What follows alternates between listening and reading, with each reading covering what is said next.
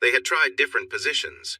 He liked them all, especially one that was a bit different, but she wasn't as enthusiastic, until he started to touch her in a way that felt nice. After some playful moments, there were sounds of joy, and eventually they both relaxed. He held her as she calmed down, and when he was done, she felt happy and a little overwhelmed. They cuddled and fell asleep for about an hour, waking up just in time to prepare a snack and watch the Sugar Bowl. Chris wore his Tennessee shirt and white shorts, while Joe put on one of his white t-shirts and some comfortable shorts. Chris, being a big football fan, was really impressed with the University of Tennessee, especially their quarterback and strong defense. Georgia seemed a bit unsure, which a Tennessee fan loved, but it was a little awkward for someone who admired both teams. Joe rested against him for most of the game, then curled up in his lap. He watched the interviews, including a confident statement from Sam Ellinger, and then he carried Joe to bed, laying her down gently on the clean sheets. She cuddled close to him and fell into a peaceful sleep. When she woke up alone, it felt lonely. She found Chris sitting at the kitchen bar with his laptop.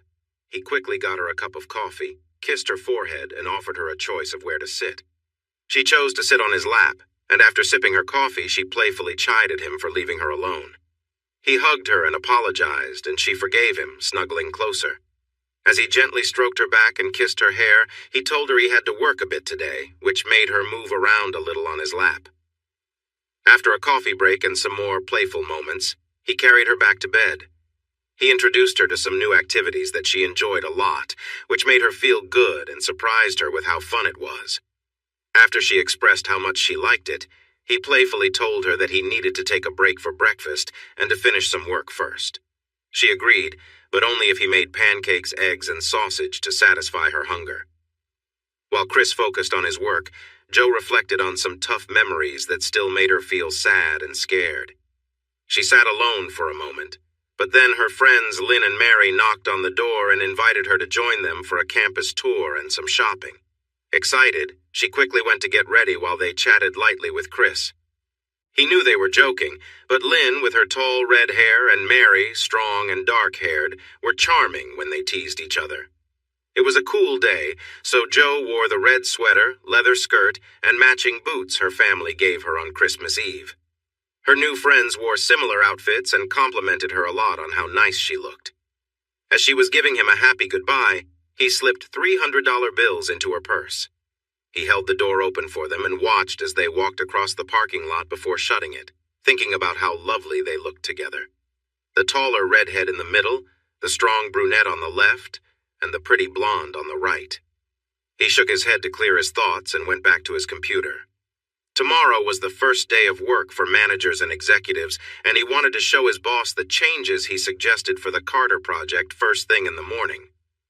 Chris worked through lunch and was surprised when the door opened and Joe came back in. "Hi, honey," she said cheerfully as she hurried to sit on the bar stool he often used while working. He had refilled his coffee and taken a quick break, but had mostly been busy with his tasks. He saved his work and stepped off the stool to greet her warmly. Joe gave him a quick kiss and excitedly asked if he would grill tonight because she had invited their new friends over for dinner. He happily agreed if she would help him with the vegetables and setting the table. She kissed him again, said of course, and followed him outside to the grill. He lit a charcoal fire and went to clean up and change clothes. She followed him, sharing all about her day and everything they had done. She talked while he showered, but he couldn't catch much of it until he toweled off. She was full of energy and so cheerful when she was excited. He kissed her nose and went to get dressed, while she continued to share her day. Finally, he gently asked her to change into something more casual. She returned in a denim jumpsuit with a big zipper and black boots with white fur lining. "Wow, where did you get the boots and jumpsuit?" he asked. "From my sugar daddy. He slips money in my purse when I'm not looking," she said with a playful smile. He laughed. "I'm sure he appreciates your style as much as I do. Oh, I'm sure if you like it, he likes it too." The two couples arrived right at 6, bringing wine and snacks. They sat outside on the patio in the cool evening air while the steaks, corn, and squash grilled, sipping wine and listening to the lively stories from the girls. Joe mentioned that she rarely drank alcohol, so her friends introduced her to light drinks. They all became more talkative as the evening went on. Chris, who usually preferred beer, politely sipped on a single drink while others had more. By the time dinner was served, the lively chatter filled the room, but the meal of salad, steak, and vegetables helped mellow everyone out. The rest of the evening passed with friendly and funny conversations. After the guests left around 10:30, Joe went to her old room. Chris changed into his comfortable shorts and got the bed ready, waiting for Joe to join him. She appeared at the door, playfully posing. She wore a simple black outfit with delicate white details and playfully asked Chris if he liked her new purchase. Surprised, Chris complimented her choice, jokingly saying it was money well spent, and teasingly invited her closer. Joe laughed and quickly returned to her room, changing into a nightdress decorated with cute white kittens on a navy background. Chris found her adorable, and she quickly disappeared again. This time she came back in cozy flannel pajamas, explaining they were for the cold nights in her dorm room, especially if her roommate had guests. Chris smiled, complimented the playful dragon design, and mentioned they should keep her warm. Despite the fun they were having, Chris felt a pang of sadness about sleeping alone while Joe stayed in a co-ed dorm. Joe then reappeared in her black outfit, playfully posed again, and jumped on the bed. She teased about his earlier comment. They enjoyed some playful time together, with Joe wearing her outfit for a bit longer. Eventually, they settled down for the night, ending their day with warmth and affection. She didn't like it at first, but eventually, she enjoyed using him for her own pleasure. Chris, on the other hand, loved watching her and feeling her as she rode him to a satisfying finish. He found that moment especially unforgettable. Joe woke up with a headache and an upset stomach, but after the affection she showed him earlier, he was happy to help her get through her first hangover. Joe was a fast learner in all things related to intimacy, showing great natural talent and flexibility when inspired. Luckily, Chris was good at inspiring her. He had to leave for work at 8, while Joe had appointments at 9:15 and 10:30, so he handed her the keys to the Jeep and wished her luck. She responded with a passionate kiss and asked him to return as soon as possible. Meeting with his boss to suggest major changes to the architect's plans for the Carter project was stressful, but he felt it was necessary. The current design didn't match the stadium he had seen, and it was also more expensive than the simpler, stronger, and nicer design he had in mind. Though not an architect, Chris knew that good design, engineering, technology, and construction had to work together to function well. He believed his plan was better, but his boss, Bob Elliott, was in his office drinking coffee and looking at his computer. Chris knocked on the doorframe, and Bob invited him in. After a friendly greeting, Bob poured Chris a cup of coffee and asked him to explain his ideas. Chris took a deep breath, opened his laptop, and turned it to show Bob what he wanted to change. Bob looked up and said, "Hold on a minute, Chris. Angie, can you book us a conference room and see if Trey, Sam, and Andy are available? We really need Trey, but let's get as many of the others as we can." Since it was the first day back for management, they would all be available in about 15 minutes, Angie replied. "Chris, what you're suggesting is bigger than just the two of us. We need the higher-ups involved because they are the ones who can make decisions on this project with the university." Chris nodded, knowing that was true, but it didn't stop his stomach from feeling uneasy. He thought to himself, "Why do I have to be so pushy? I should have just kept quiet and done my job. The plans were made by a university planning committee and their architects. They aren't going to change things just because a young guy thinks they look bad. But here I am getting ready to embarrass myself and possibly get in trouble with all four of my bosses. How foolish. You're just being foolish, Christian Alexander." Bob took him to the conference room so he could connect his laptop to the projector, and they grabbed another cup of coffee before anyone else arrived. "Am I making a mistake by doing this?" Chris asked his boss. Bob laughed. "Not many 25-year-olds would bring a plan to their boss that could delay the project for a few months. But you're not just any 25-year-old. Let's hear what they think before deciding how silly you are." He had an attentive audience and faced some tough questions. The COO called in another experienced engineer and asked Chris to present to him. He took a deep breath and went ahead, answered his questions, and then waited for the engineer to challenge him. Chris felt uneasy while the older man rubbed his face, stared at the ceiling, looked at the screen, and then turned to face the CEO, COO, CFO, the vice president for construction logistics, and the young guy who presented before him. Bosses, I'm embarrassed to say this, but he's right. His plan is simpler, the upper deck will be stronger, and it will fit better with the rest of the stadium. Even the luxury boxes will be better with these changes. Best of all, I bet we can do it for about 1,015% less and finish it sooner than we promised. The three executives and the VP exchanged glances and then smiled. Trey Beck spoke up. I guess there was a good reason to hire you and pay you well, young Alexander. We need to bring in more people to study and figure out your plan before we go back to the planning committee and Coach Patterson. But you've cleared a major hurdle. We didn't fire you. Chris took a deep breath and replied, I thought that might be the outcome, but I'm glad I still have my job, at least until your team reviews everything. Thank you for considering my plan. No, thank you for your boldness. It's the first time we've had a new project manager suggest changes to a $120 million project in such a confident way. Now back to business. I noticed you shook your head when Andy, our finance guy, mentioned worries about delays. Does that mean we won't have any?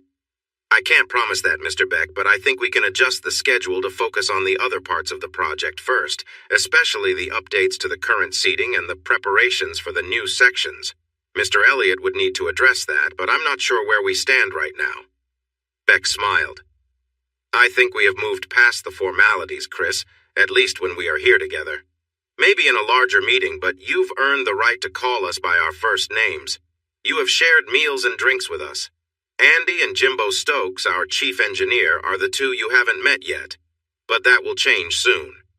You and Jimbo are about to become good colleagues, maybe even friends. What are the next steps, gentlemen? They each offered thoughtful responses, agreed to focus on this as much as they could, and arranged a meeting for Friday morning at 8. The men stood up and headed toward the door while Chris was disconnecting his laptop from the projector.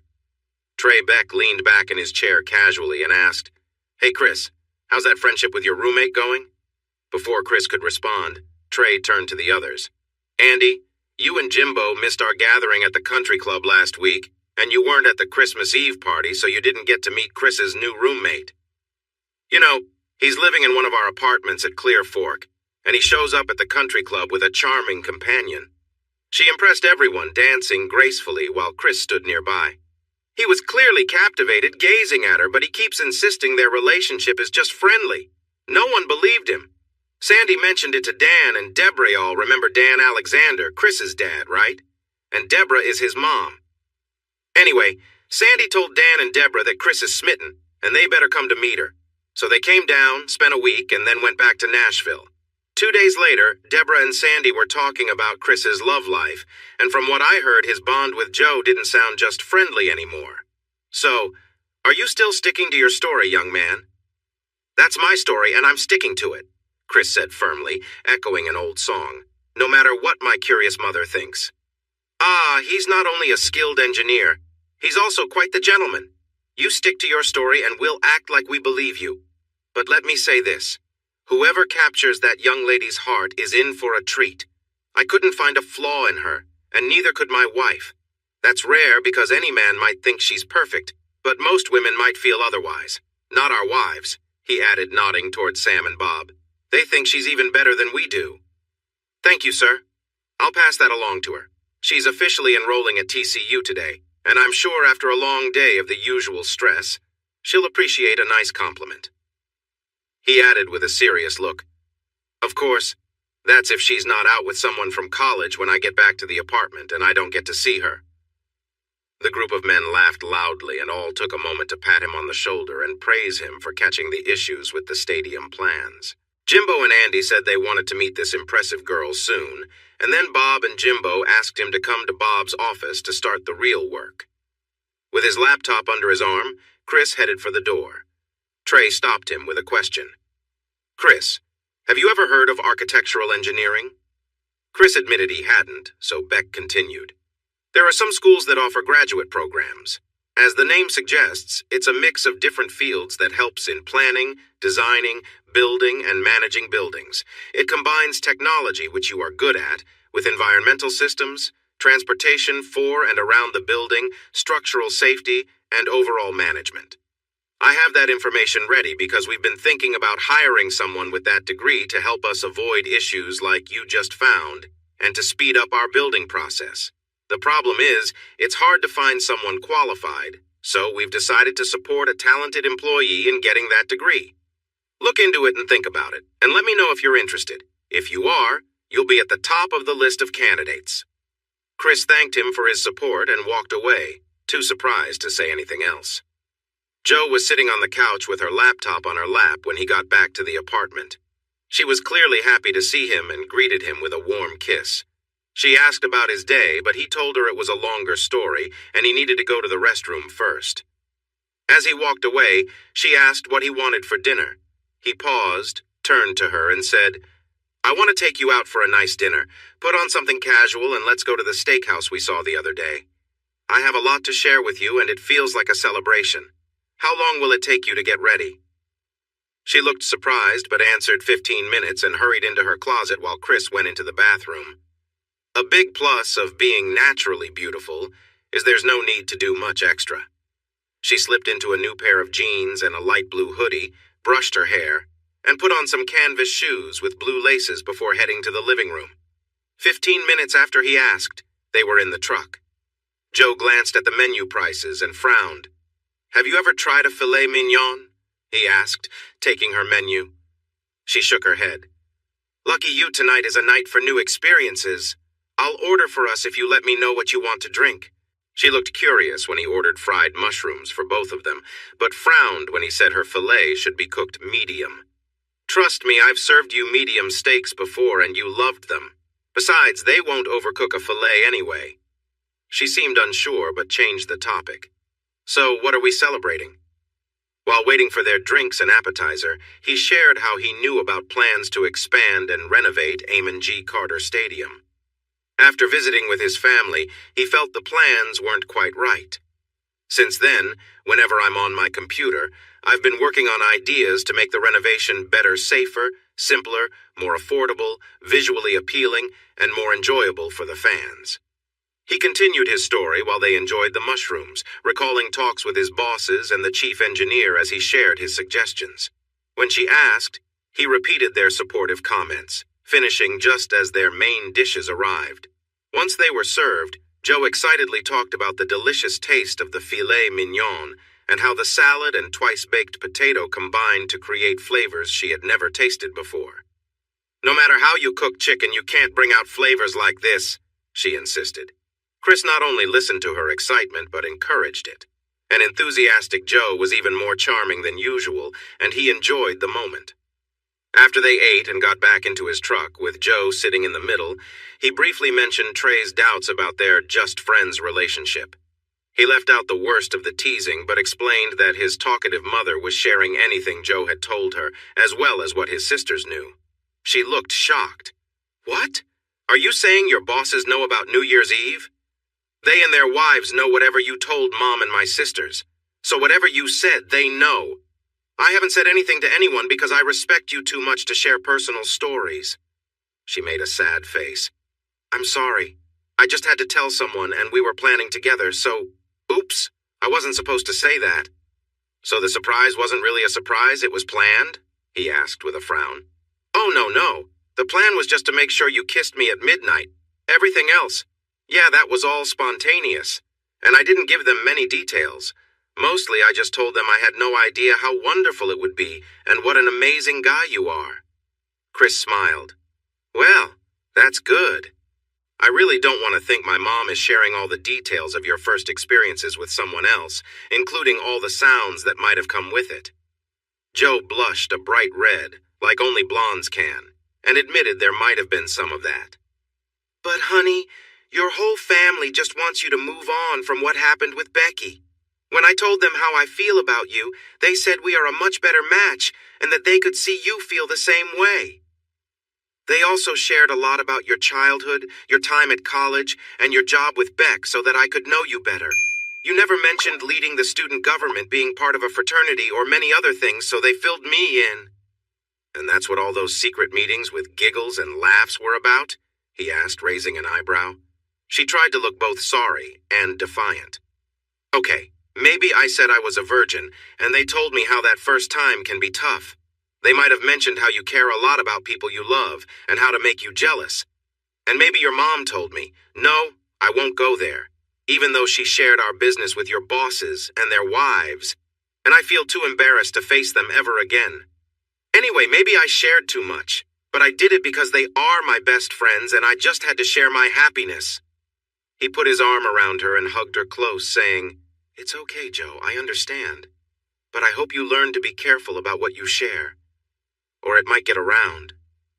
She cuddled up to him, quiet for a bit, then said firmly, "I don't care who knows about us. So what? That was the best night of my life and the best experience I've had. At least until now, since you've given me so many wonderful moments since then. Everyone has a first time." Chris decided to save the talk about graduate school for another time. Instead, he asked, "Now that you've said that, tell me about your day." She tried to sound excited, but he could tell she was holding back. He waited until they got home, then asked, "So you finished with your application, secured scholarships, and got a dorm room? Why do I feel like there's something you're not telling me?" Taking a deep breath, she looked away, then back at him. "Because my scholarships don't cover all my costs. They looked like they would, but I'm about $8,000 short. And no, Christian, you are not going to pay it for me, okay? I'll find a job and take care of it." "All right, calm down. Where's the gap? Tuition, books, and fees are covered, right? Room and board? That's the issue. I didn't fully understand the total cost, and now it's too late to get more financial help. I mentioned it to Lynn and Mary, and they said they would look into it. They think I might be able to move into the dorm, join their sorority, and apply for a scholarship to stay in the house. Or you could stay here. I know you would let me, and that's my first choice. But I really want to live on campus for at least one semester to experience college life. I'll want to talk to you or see you every day and spend weekends together. But I want to be a typical student for once." "I understand. That actually sounds better. You deserve to enjoy college life. Let them handle their part and I'll take care of mine. Maybe we can find you another scholarship or grant. I don't think working is a good idea this first semester. You're a young freshman and you should focus on your studies and grades, not on making extra money." Friday was a great day. Bob, Jimbo, and Chris did a wonderful job on their presentation, and the other departments were ready for the project changes. Everything depended on the planning committee and the university administration, who would meet Monday at 9 a.m. Chris would lead the presentation, with support from Trey Beck, the head engineer, and the management team. Joe got good news via email.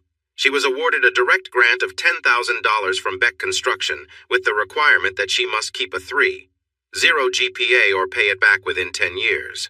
The Delta Delta Delta sorority also invited her to join their small pledge class, which was a nice surprise. Chris wanted to take her out to celebrate, but she said that would be tomorrow night. They had plans to go out to eat and then dance at Billy Bob's, the biggest honky-tonk around. The celebration for tonight would start soon, after he assured her that the grant was real and not some money scheme. He promised to let her speak with the chair of the scholarship committee, Sandy Beck, if she needed more assurance. She smiled, jumped into his arms, and said, "Nah, that's okay. I need to start trusting you, and this seems like a good time. Now go take a shower and freshen up, just like I did, and meet me on the couch." "I heard of a fun thing that I want to try. Lynn and Mary have done it, and they say it's a way to create special memories in every room. Are you ready for some fun?" He chuckled at the sparkle in her green eyes and hurried off to get cleaned up, just like his lovely girlfriend. Before they could enjoy their coffee or have breakfast, they needed to wipe away the mess from the bar, the counter, and the table. They laughed the whole time. They had created plenty of memories in the kitchen and even ended up with wet sheets. It was a wonderful and joyful night. From then on, they would think of that when they sat at the table or had coffee at the bar.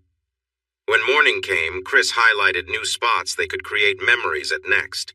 They talked about 6 places in the living room: Joe's bedroom, their dressers, the closet floor, and the patio furniture. After breakfast, they worked in the living room and even stole a short nap after they had soaked Joe's bed for the first time. Then, it was time to get dressed for their outing with new friends. Eating at Joe T. Garcia's was fantastic, even on a cool evening.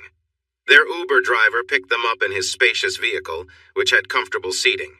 He promised to come back in 10 minutes when they were ready to leave. They paid a low fare, tipped him, and sent him on his way. "Joe, it's your turn to sit in the front on the way back. Lynn and I have already had our turns to get the discounts. You might not need to do much more than show off those lovely legs, but if you want to, you can give him a gentle pat. I did that on the way here, and I swear he seemed ready to give us a treat." Joe looked at Chris with a playful grin. "Challenge accepted, Mary. I'll see if I can get him to take us back for free and give me a tip." "Not so fast," Chris said. "You know your boyfriend might not like that. Plus, there are going to be lots of rowdy people at this dance hall who might get too curious about your cute dress." "I'm pretty confident, but just be careful not to attract too much attention." She spun around to show off her stylish red cowboy boots and the bare legs peeking out from her dress. The red buttons down her denim dress caught your eye, making you wonder what was beneath. Her red cowboy hat might have been a bit much, but the golden blonde hair flowing down around her shoulders distracted from it. He winked, someone near the entrance whistled, and another guy exclaimed in surprise. Chris said, "I warned you both!" Letting the three of them go out looking like this is not a great idea. We're still in a dark parking lot and they're getting catcalled. Lynn's bright red hair puffed out from under her black hat, and her tight denim dress that ended high above her black boots was attention-grabbing. Mary's outfit was even more revealing, a snug western shirt with buttons and a short denim skirt. This was going to be a very long night. When they showed up in their new outfits from a Thursday shopping trip, the two women had foolishly assured their husbands that men wouldn't approach married women wearing their rings. Naive Joe thought she could handle a drunken cowboy if needed. The men just rolled their eyes but promised to watch over each other. They had tickets to the Stoney LaRue concert. Neither Joe nor Chris knew much about Stoney, who was from a small town called Taft near Corpus Christi. However, their friends who loved country music insisted he was great. Since Joe and her cowboy had recently become fans, they wanted to go too. The crowd in the dance hall was mostly young and lively. They were there to have a great time. The energy of the crowd inspired Joe and Chris as they moved to their friends' reserved tables. They shouted introductions over the loud music from the opening act, but it was hard to hear, so Joe and Chris struggled to catch all the names. The chairs were set up in pairs, which meant Joe and Chris ended up sitting between two young cowboys who were without dates. They looked at Joe like hawks, eyeing their next meal, but she stayed close to her tall, strong cowboy. Chris was 6'2", and with his hat and boots appeared even taller. In his tight jeans and fitted shirt, he looked big and muscular. Joe felt small and safe next to him when she snuggled close. Everyone but Joe was drinking beer or whiskey. She was sipping on Pepsi, so people thought she had a mixed drink. Though dressed to impress, she only wanted to dance with Chris.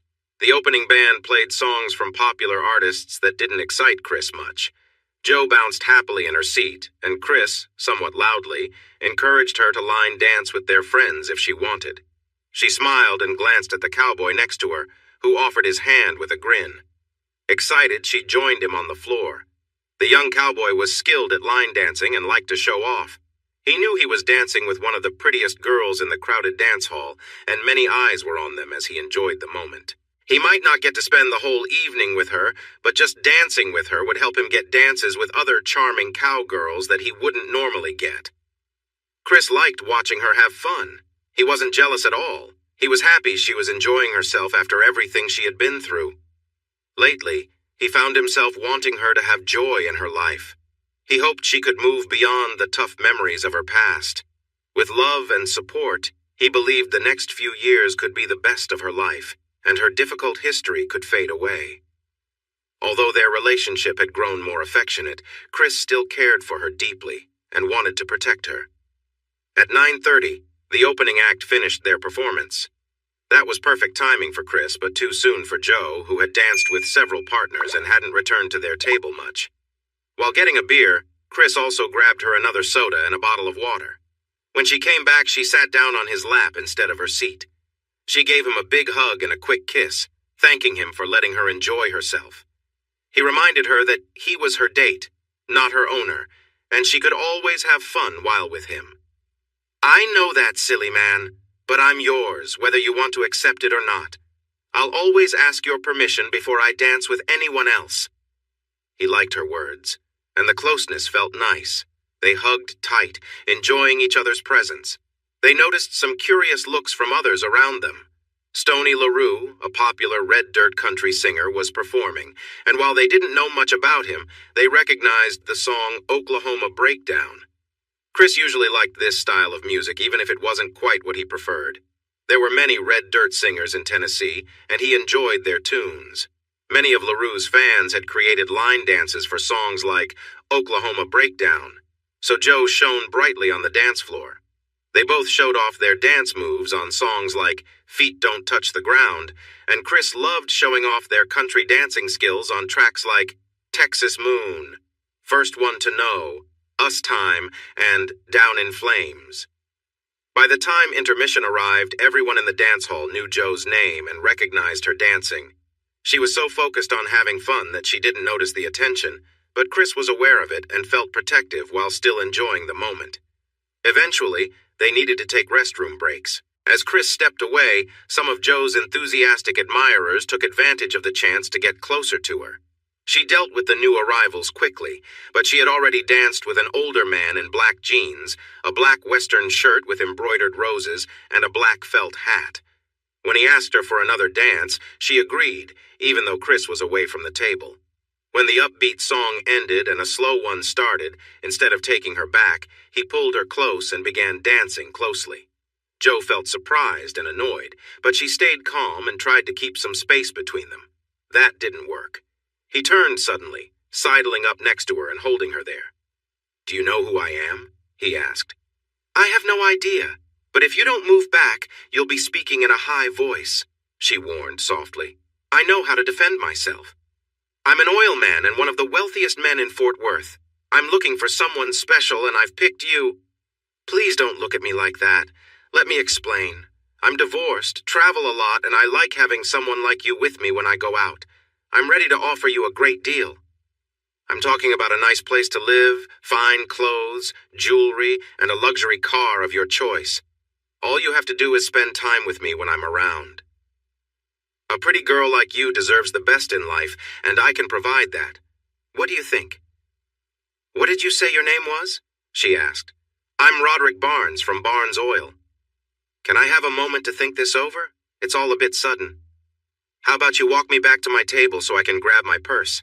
I can say goodbye to my friends and we can talk more privately." He took her back to the table, smirking at Chris. She introduced them, saying, "Chris, this is Mr. Barnes from Barnes Oil. He just made me a generous offer. I need a moment to think, but I'm leaning toward—" Barnes kept his arm around her, smiling confidently, until Joe surprised him with a swift knee. He let go, dropped to his knees, and groaned. Leaning close, she said loudly enough for everyone to hear, "That means I'm saying no to your offer. If you come near me again, you'll regret it." She stepped back and he muttered an insult. Joe responded with a slap that knocked his hat off. Meanwhile, Chris sat calmly, sipping his beer with a smile on his face.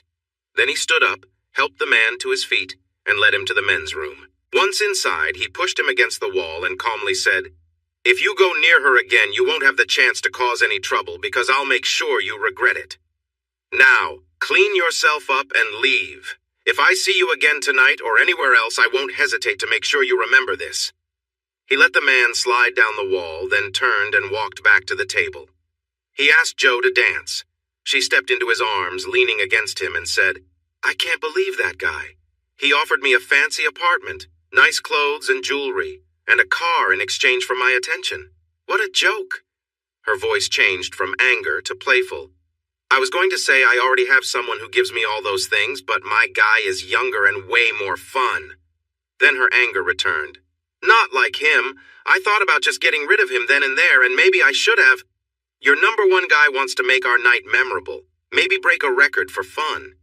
Even if the others don't want to come, you can sit in front and show the driver the fun you planned, but only when it's safe. What do you think? Dancing with weirdos or a lot of fun? I think I'll choose the second option. Let me grab my bag and tell the others we're leaving."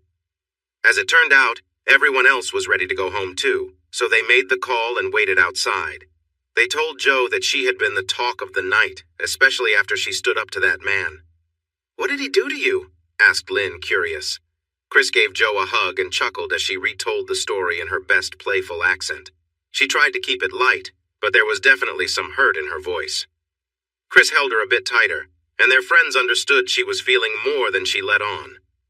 Lynn and Mary joined in the hugs, comforting her as tears filled her eyes. John called the man rude and offered his support, but Donald had a different thought. "Joe, I haven't shared much about my family. That's because my dad is a selfish person, just like Barnes. They know each other well. From Barnes's viewpoint, offering you a special status is a way to show respect, not to offend you. He believes there are many girls who would gladly accept such an offer. In fact, I know some on campus who are getting nice payments from older men. Many girls in colleges across the country are getting support from these arrangements. My dad kept his relationships hidden from us for years. We only learned about it during the divorce, but one of them became our family doctor. Now, another one is advertising for a political campaign in Texas. I'm not trying to make light of what he did or how it hurt you. You might think he saw some flaw in your character, making you willing to accept such an arrangement. But to him, he simply chose the prettiest girl around, the one everyone was talking about, and offered her a tempting opportunity, a business deal, you could say. With you by his side, he'd gain respect from his shallow friends, something he's never had. Putting on a funny southern accent, he joked, "You Joe, honey, y'all are just so pretty and classy that any man would do anything to enjoy your company." That made her laugh, and she said, "Thank you, Donald. I felt like he knew about my past and thought I would jump at the chance to be with him. I was offended. I'm still a bit bothered, but thank you for putting a nicer spin on it." She shook the others away so she could give Donald a warm hug, and Mary said, "I can still see a surprised face when you need him. You're amazing," Donald added, "and his hat flying off when you slapped him." They all laughed, feeling lighthearted like when they first arrived. The Uber driver pulled up and Lynn teased, "Remember, it's your turn to get us a ride discount." She took her job seriously, and the driver waited at the light several times. Joe had to time her signals so he would go when it was green. Her charm did earn them a free ride, but Chris gave the driver a generous tip anyway. They shared one last laugh before parting when John joked that they should Uber everywhere since it was free. They began to head to their apartments when Mary exclaimed, "Wait! I want to know what Chris told Barnes when he took him away." Chris stopped and said, "Not much, really. I just told him that if he ever came near Joe again, he'd regret it." That got a big laugh from the group and a giggle from his girlfriend. "Were you holding him in the air when you said that?" Joe asked. "Nope. I couldn't find them. They were still inside him." More laughter followed, and they walked away in opposite directions. "Honey, tonight is perfect for trying out the patio furniture," Joe said playfully. They managed to have some fun with her leaning over the railing and on the back of the love seat. After a few lights turned on in other apartments, Chris paused, grabbed a beach towel from the hot tub area, and suggested she cover her mouth with it to keep things quiet. To test out the 4 armchairs, Joe decided to mix things up. Facing away from him, she settled on his lap. It wasn't her favorite at first, but her feelings changed when he began to gently touch her. She thought the table would be simple, but he wanted to show her something different. He adjusted her position so her feet rested on his shoulders, which changed things a bit for both of them. The padded love seat was the easiest because she could sit on him and kiss him while he held her. Once she found a comfortable rhythm, she felt content and relaxed, with Chris looking similarly worn out. So they explored 3 new positions and enjoyed 7 pieces of furniture, plus a fence. It's no wonder they were tired. On Sunday morning, they both felt a little sore, but by 9 they were making coffee and breakfast, chatting about the week ahead. Chris looked at Joe thoughtfully. "What's on your mind?" she asked. "We've never talked about church. Are you part of one?" "Seriously? My mom grew up in a very religious home and she didn't like it at all. She joked about people who went to church and wouldn't let me go to Sunday school or vacation Bible school with my friends." "Why do you ask? We're Episcopalians. In Nashville, we went to St. George's pretty regularly, usually the 8:45 service, but sometimes the one at 11. Afterward, we often had breakfast or brunch as a family. I noticed Trinity Episcopal while we were driving around TCU and looked it up online. They have a folk mass at noon that I'd like to try, if you'll come with me. It's less formal, with lots of singing. They use guitars, keyboards, and other instruments instead of an organ, and the songs are different from the hymnal. They are praise songs or folk hymns. After the service, we could grab a bite to eat. What do you think?" Her eyes widened, but she seemed interested. She asked about what to wear, what the service would be like, and other details he didn't know, but she looked more eager than worried. She decided on a black sweater dress with red buttons and black boots, which was stylish yet quite modest. As soon as they got out of the truck and walked to their seats, people watched them closely. But that was nothing compared to the attention Jo got when she started to sing. Her voice was beautiful, almost like an angel's. She was completely engaged, listening to every word, paying attention during every pause, and even kneeling and joining in when asked. Chris chose not to take communion with her, explaining that First Communion was an important step, similar to the baptism they had just witnessed. Jo nodded and watched others take communion, but told him it was okay if he wanted to participate. He wrapped his arm around her, giving her a comforting hug. Jo looked at him with shining eyes before turning back to focus on the service. It took a long time to leave because so many people wanted to meet them. The choir director and Father Joseph, the priest, took turns inviting Jo to join the choir. Chris jokingly asked, "What about me? Do you want me in the choir too?" "Of course," said the director with a friendly smile. "We have a few spots for bass baritones like you, and I'd be happy to help you sing better." Jo laughed, and Father Joseph smiled back, while Chris felt that she was right. Jo, with bright eyes, added, "Jo really doesn't need any training. Her voice is clear and can reach many notes. She would quickly become the star of the choir." They decided to discuss it once Jo got a better understanding of what TCU expected from her. Chris looked down at Jo and said, "Given how much she enjoyed the church experience today, I'm sure we'll be back soon." "First time? Really? Let me get something for you."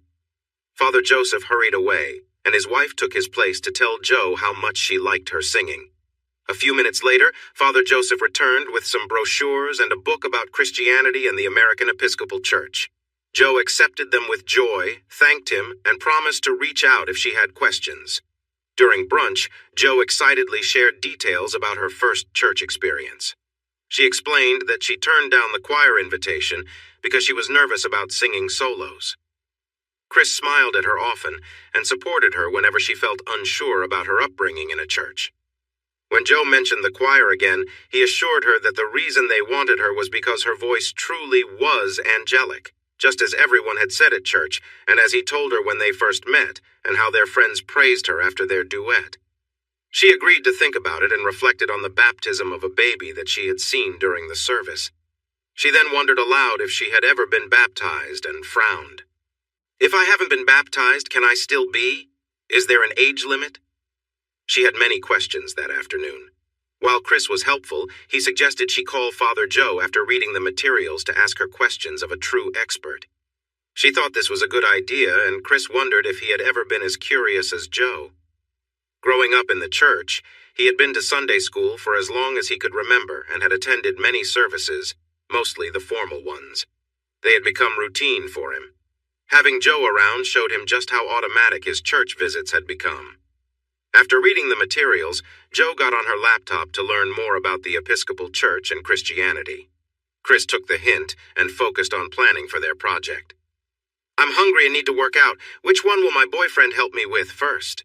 she said playfully, batting her eyes at him. They decided to work out first, and after 40 minutes, they were very hungry and needed a shower. This added another 20 minutes to their time, and by then they were starving.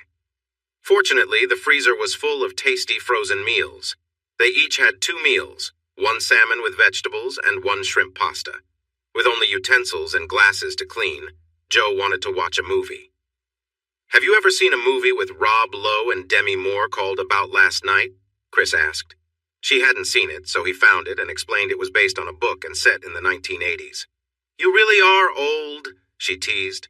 "The 1980s? So if we watch Spartacus, does that make me a Roman?" he replied playfully.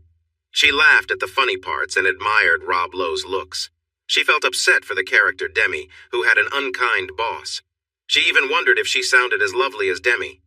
When Rob and Demi shared sweet moments, she got excited and cried when Demi moved back to her apartment. She was even sadder when Rob confessed his feelings and Demi turned him down while it rained. The fun moments, like riding bikes and watching Demi and Rob together, made her happy, so they playfully pretended to recreate the sweet bathtub scene, adjusted for Chris's size. Then she insisted they dry off and cuddle in bed. It was one of the best Sundays in Chris's life and easily Joe's favorite too. On Monday, they met at 9 with the Stadium Planning Committee, the administration, and Coach Patterson. After introductions, Chris started his presentation by explaining that his proposal came to him while he was in the stadium with a student and some football fans, including himself. He already knew the initial plans, and standing in the stadium, he felt they didn't fit well with the historic setting and wouldn't be as welcoming for fans as they could be. Chris noticed Coach Patterson becoming more engaged during the presentation and saw the others looking at him for his reaction. As the presentation continued, Coach P and the others became more interested and active. In the end, Chris and the people from Beck answered many questions, and the committee decided to pause the meeting for a private discussion with their architects. After 30 minutes, they brought the Beck representatives back and agreed to the changes, but with one condition, that everything would be done in time for the 2020 season. Trey Beck assured them it would, and everyone shook hands. Coach P held onto Chris's hand for an extended shake and expressed how pleased he was that Chris visited the stadium and got inspired for the updates. He promised Chris would have great seats for every game from that point on. The construction teams were getting back to work, so Chris went to the office early to meet with Bob Elliott and Jimbo before heading to the TCU campus. Chris's updated plans were quickly accepted, and they took their work trucks to the TCU football stadium, then walked to the meeting. After the meeting, Bob introduced Chris to all the workers, and he and Jimbo discussed the changes to the original plans. There were some unhappy faces, so Chris spent 35 minutes explaining the updates, why they were necessary, and answering questions. This helped, and everyone got together to plan their tasks for the day and the week ahead. Chris spent the day getting to know his new coworkers, asking for their feedback, constructive criticism, and new ideas. He also asked them to share suggestions for making their jobs safer and easier. By the time he left the site at 5:30, he felt both tired and excited. Joe had taken the Jeep to meet her advisor. She got approval for her AP English credit and was able to adjust her schedule for spring by adding a Spanish class. After that, she had lunch with Lynn, who told Joe that she and Mary had already planned her afternoon. After lunch, they met Mary at the Tri Delta house and spent an hour talking with the alumni president, chapter president, and rush captain. They encouraged Joe to consider their sorority and talked about the benefits of being a member in college, in jobs, and in life. They also mentioned a scholarship to help with the fees for joining and being part of the group. They even offered free housing, but Joe was happy with the dorm room she received, and with the Beck scholarship, that didn't influence her decision. She wasn't sure if she wanted to spend time in a sorority anyway. After all, she had a nice apartment and a great boyfriend, and she planned to enjoy her free time with him. Lynn and Mary convinced her to go on a quick shoe shopping trip. She got back to her apartment at 5:40, parked her car, and carried her bag of shoes to the front door while thinking about what to cook for dinner that would make her boyfriend happy. As moving to the dorm got closer, she found herself wanting his affection more. Joe unlocked the door and stepped inside.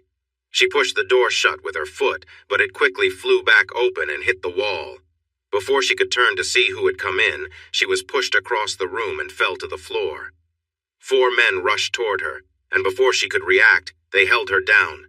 2 of the men pinned her arms while another sat on her legs. She screamed, but someone covered her face with a cloth, and she soon lost consciousness.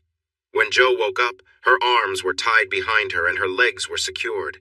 Something was stuffed in her mouth, keeping her from shouting. As her vision cleared, she saw her past family around her, her former guardian, his 3 sons, and her mother all smiling. "We thought you could just disappear, huh? You owe us," one of them sneered.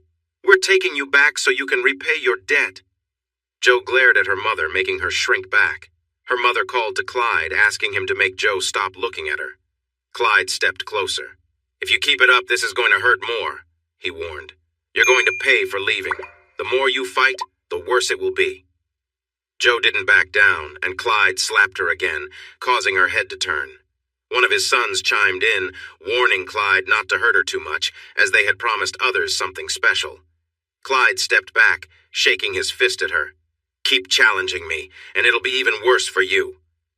Joe looked him in the eye defiantly, and suddenly, Clyde stumbled back, breath knocked out of him as he was pushed into one of his sons. The son closest to his father on the left fell when a large hand struck him hard, knocking him down as he watched his dad get thrown across the room. The one on the right turned to face Chris, fists raised like a boxer, but collapsed in pain when a strong kick hit his knee. Chris advanced toward the man and the remaining son, his face full of anger. He began to threaten them. "Your friends won't even know who you are when I'm done with you. You broke into my home and hurt my girlfriend, and I could defend myself. But instead, I'm going to make sure you regret ever stepping foot here." One of the sons pushed his father aside and charged at Chris, but Chris stepped out of the way, grabbed him by his shirt, and sent him crashing head-first into the door. He went down and stayed still. Chris heard Joe scream, and he quickly turned around, swinging his fist. It connected with the face of a woman who was trying to stab him, sending her to the ground. The knife she held fell beside her, and Chris recognized it from his own kitchen. Just then, Chris noticed the father charging at him with a long knife. He dodged to the side, and as the man passed, Chris hit him hard in the face. The man staggered but turned back, threatening Chris. "I'm going to cut you up and take her with me."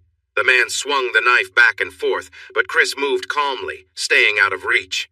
When the man lunged at him again, Chris caught his wrist and used the momentum to twist his arm behind him. The father cried out in pain, and Chris warned him, holding the knife at his back.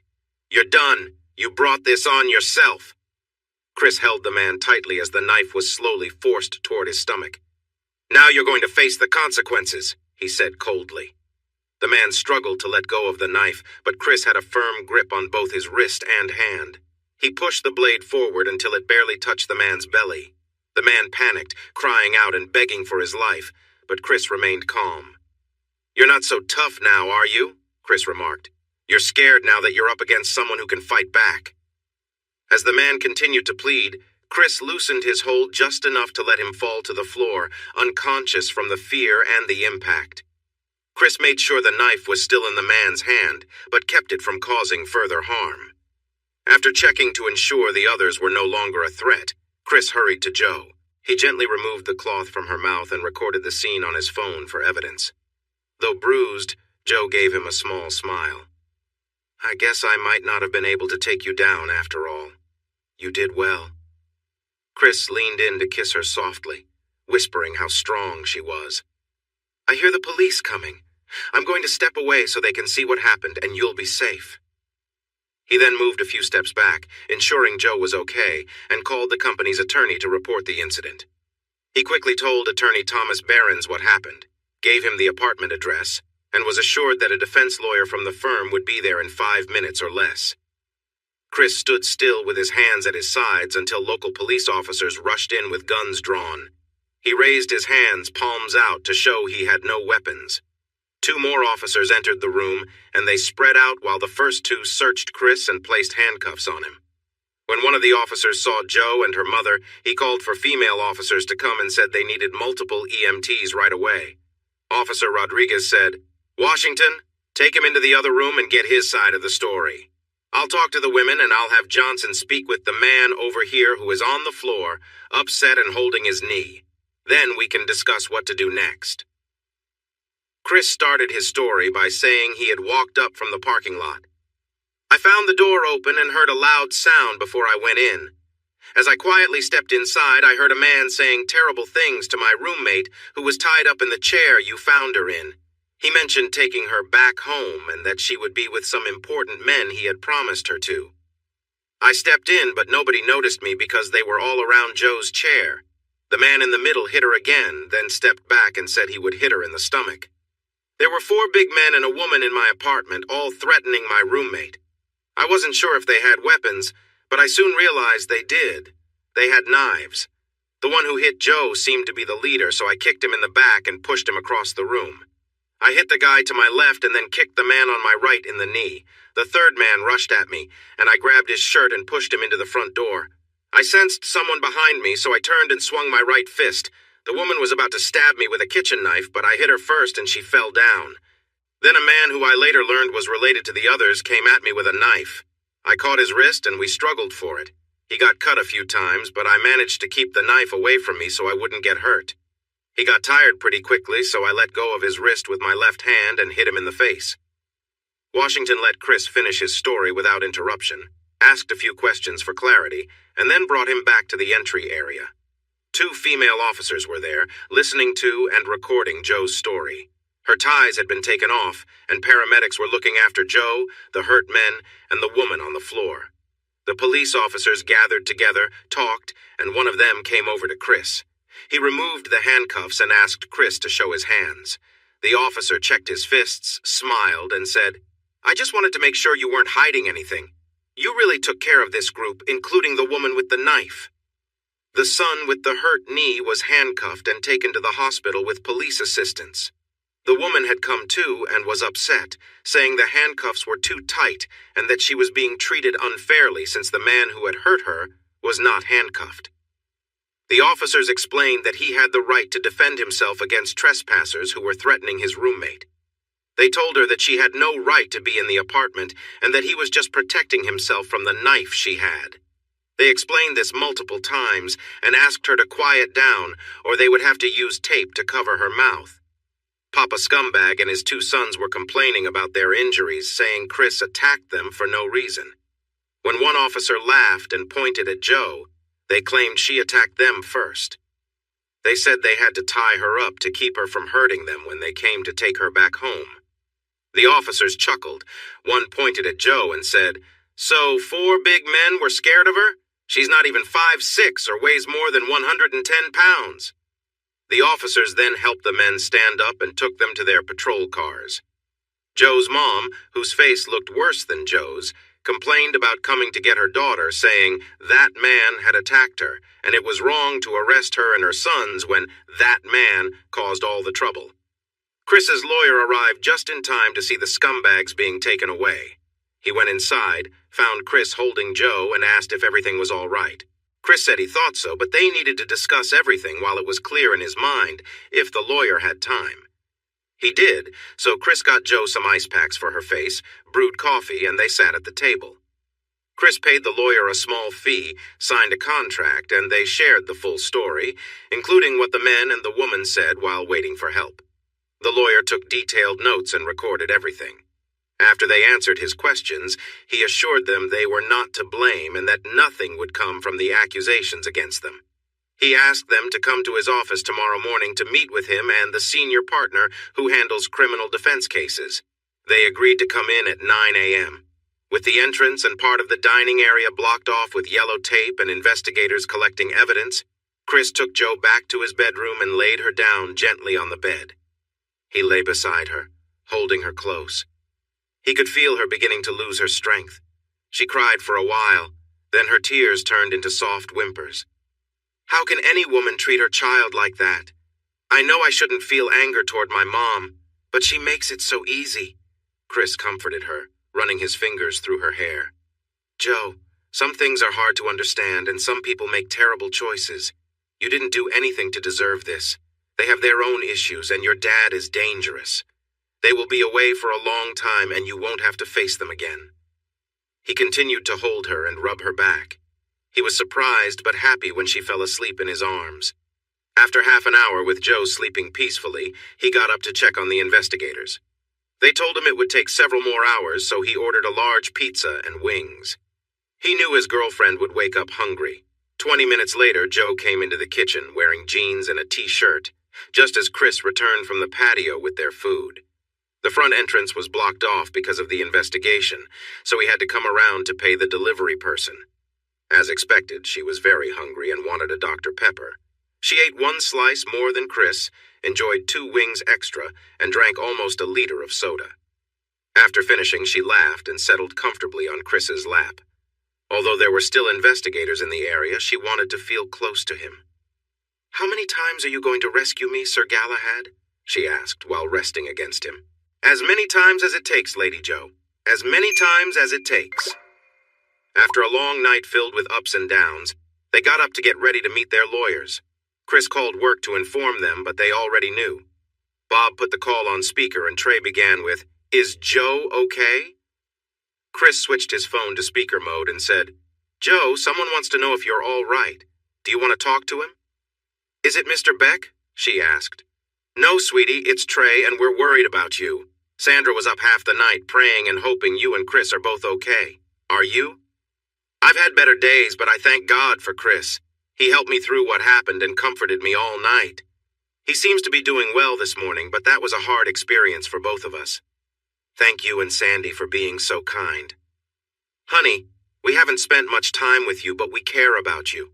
As for Chris, he's one of the kindest people you'll meet. Unless someone threatens those he cares for, then he has to be strong. Take all the time you both need, Chris. We have your plans, and Bob is going to the site with Jimbo to keep things moving. Don't stress about work, focus on taking care of Joe." "Hi, Joe and Chris. This is Bob. After we hang up, I will call my wife to update her. Everyone is worried about you, so please look after each other. Just let me know when you're ready to come back, Chris, and don't worry, we'll handle everything." Hearing how much people cared made Joe emotional again, and she wondered why everyone was so nice to her except her mother. After saying hello, the chief defense lawyer, Darren Howard, told them that he had read Mark's notes from their conversation the night before and listened to his recordings. "There are a few things we need to talk about, if you're comfortable." Both said they were okay with it, so Mr. Howard started asking about how they ended up living together, with Joe away from her mother. He focused on Joe, so she began sharing her story, talking about her childhood, her mother's struggles, and moving in with Elwood and his sons when she was 15. She mentioned that she did most of the cleaning and cooking when she was home, but tried to stay at school as much as she could because she did not feel safe there. She shared how a deputy sheriff and social worker helped protect her until she was old enough, how she heard Elwood and his sons making plans for her birthday, and how she wanted to finish school early and get scholarships to TCU. Chris listened carefully, observing both Joe and the lawyers. At first, the attorneys seemed professional, though concerned when she started sharing, but their expressions changed to frowns as she talked about the ongoing difficulties she faced. The mood lifted when she reminisced about meeting Chris, getting a ride from him, their friendship, and the happy moments they shared. When it came to the previous night, they encouraged her to express not just what happened, but how she felt. The video captured both her words and emotions, and for the first time she spoke about feeling helpless and scared by the threats from the people she had to live with before. Her strongest feelings were anger towards her mother, but she also felt heartbroken by her actions. She said she had always known that Elwood and his sons were bad people, but now she realized her mother was too. Sometimes she cried and wondered if she would become a bad person like her mother since they shared the same genes. She also said she would feel devastated if her mother or anyone else hurt Chris. When she finished speaking, both lawyers were very moved and felt angry. "Chris, we need to talk about your story again. But first, Joe, can I share this video with the district attorney? I don't want anyone to make a deal that lets these bad people get away with short sentences. The DA has a daughter who recently turned 15, and I think showing her this video will help ensure they get severe punishments. I know this includes your mother, but she seems just as dangerous as the men." Joe looked at Chris, who whispered to her. "Maybe they will get her help for her issues and give her a chance to learn a new skill or get a better education. She must be smart to have you, but she's made a mess of her life." Joe turned back to the lawyers and said she agreed. Howard called in an assistant and asked her to prepare a form for Joe to sign. "Now, Chris, we need more details about how you handled 4 men and a woman with a knife without getting too hurt," Howard said. Chris showed them his hands, which were bruised and scratched, then laughed. They all chuckled together, thinking he did well given the situation with 5 tough people, 2 of whom had knives. They asked Chris how he felt during the struggle, whether he used too much force or just enough to stop the attackers, and other details they believed the bad people might try to use as excuses. Since they had no strong defense, the lawyers thought the bad people might blame the victims. Feeling confident that Chris's story would stand up in questioning and in court, they had Joe sign the form and promised to keep them updated. It was after 11, so they decided to have an early lunch. This gave Joe a chance to think about her mother's mistakes. Chris listened and then asked about her grandparents. She had never met them, but her mother said they were very strict and terrible parents. Joe wondered if her mother was even worse. Chris then asked if she knew anything about the man her mother said was her real father. Jo shared the story her mother had told her. She had met a man she called Kennedy in a bar where she worked as a waitress. He had offered her drinks and drugs. She spent the night with him, and the next day, he left. She couldn't recall his name or much about his appearance, but he mentioned being the black sheep of the Kennedy family. Chris tucked that away, planning to look into it later. After lunch, Chris suggested they stop by his work site to check on things and see if any help was needed. Jo mentioned she had been assigned a dorm room and wanted to see it with him. He hid his nervousness about her moving, but said yes, as long as she went to the stadium with him first. She agreed, asking if he thought they were both dressed too nicely. He laughed and said, "The guys could use a nice surprise, and you'll definitely be that." On their way, he playfully urged her to show the strong and confident woman he knew her to be. She laughed and asked how far she should take it. He chuckled, telling her to just be herself. And she was. Her knee-length dress had a high neckline and long sleeves, but flared out, swishing as she walked in her 3-inch heels.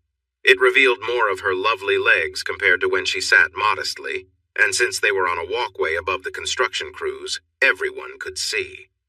Like when a crowd goes quiet at a big event, work stopped when their boss arrived with this beautiful young lady beside him.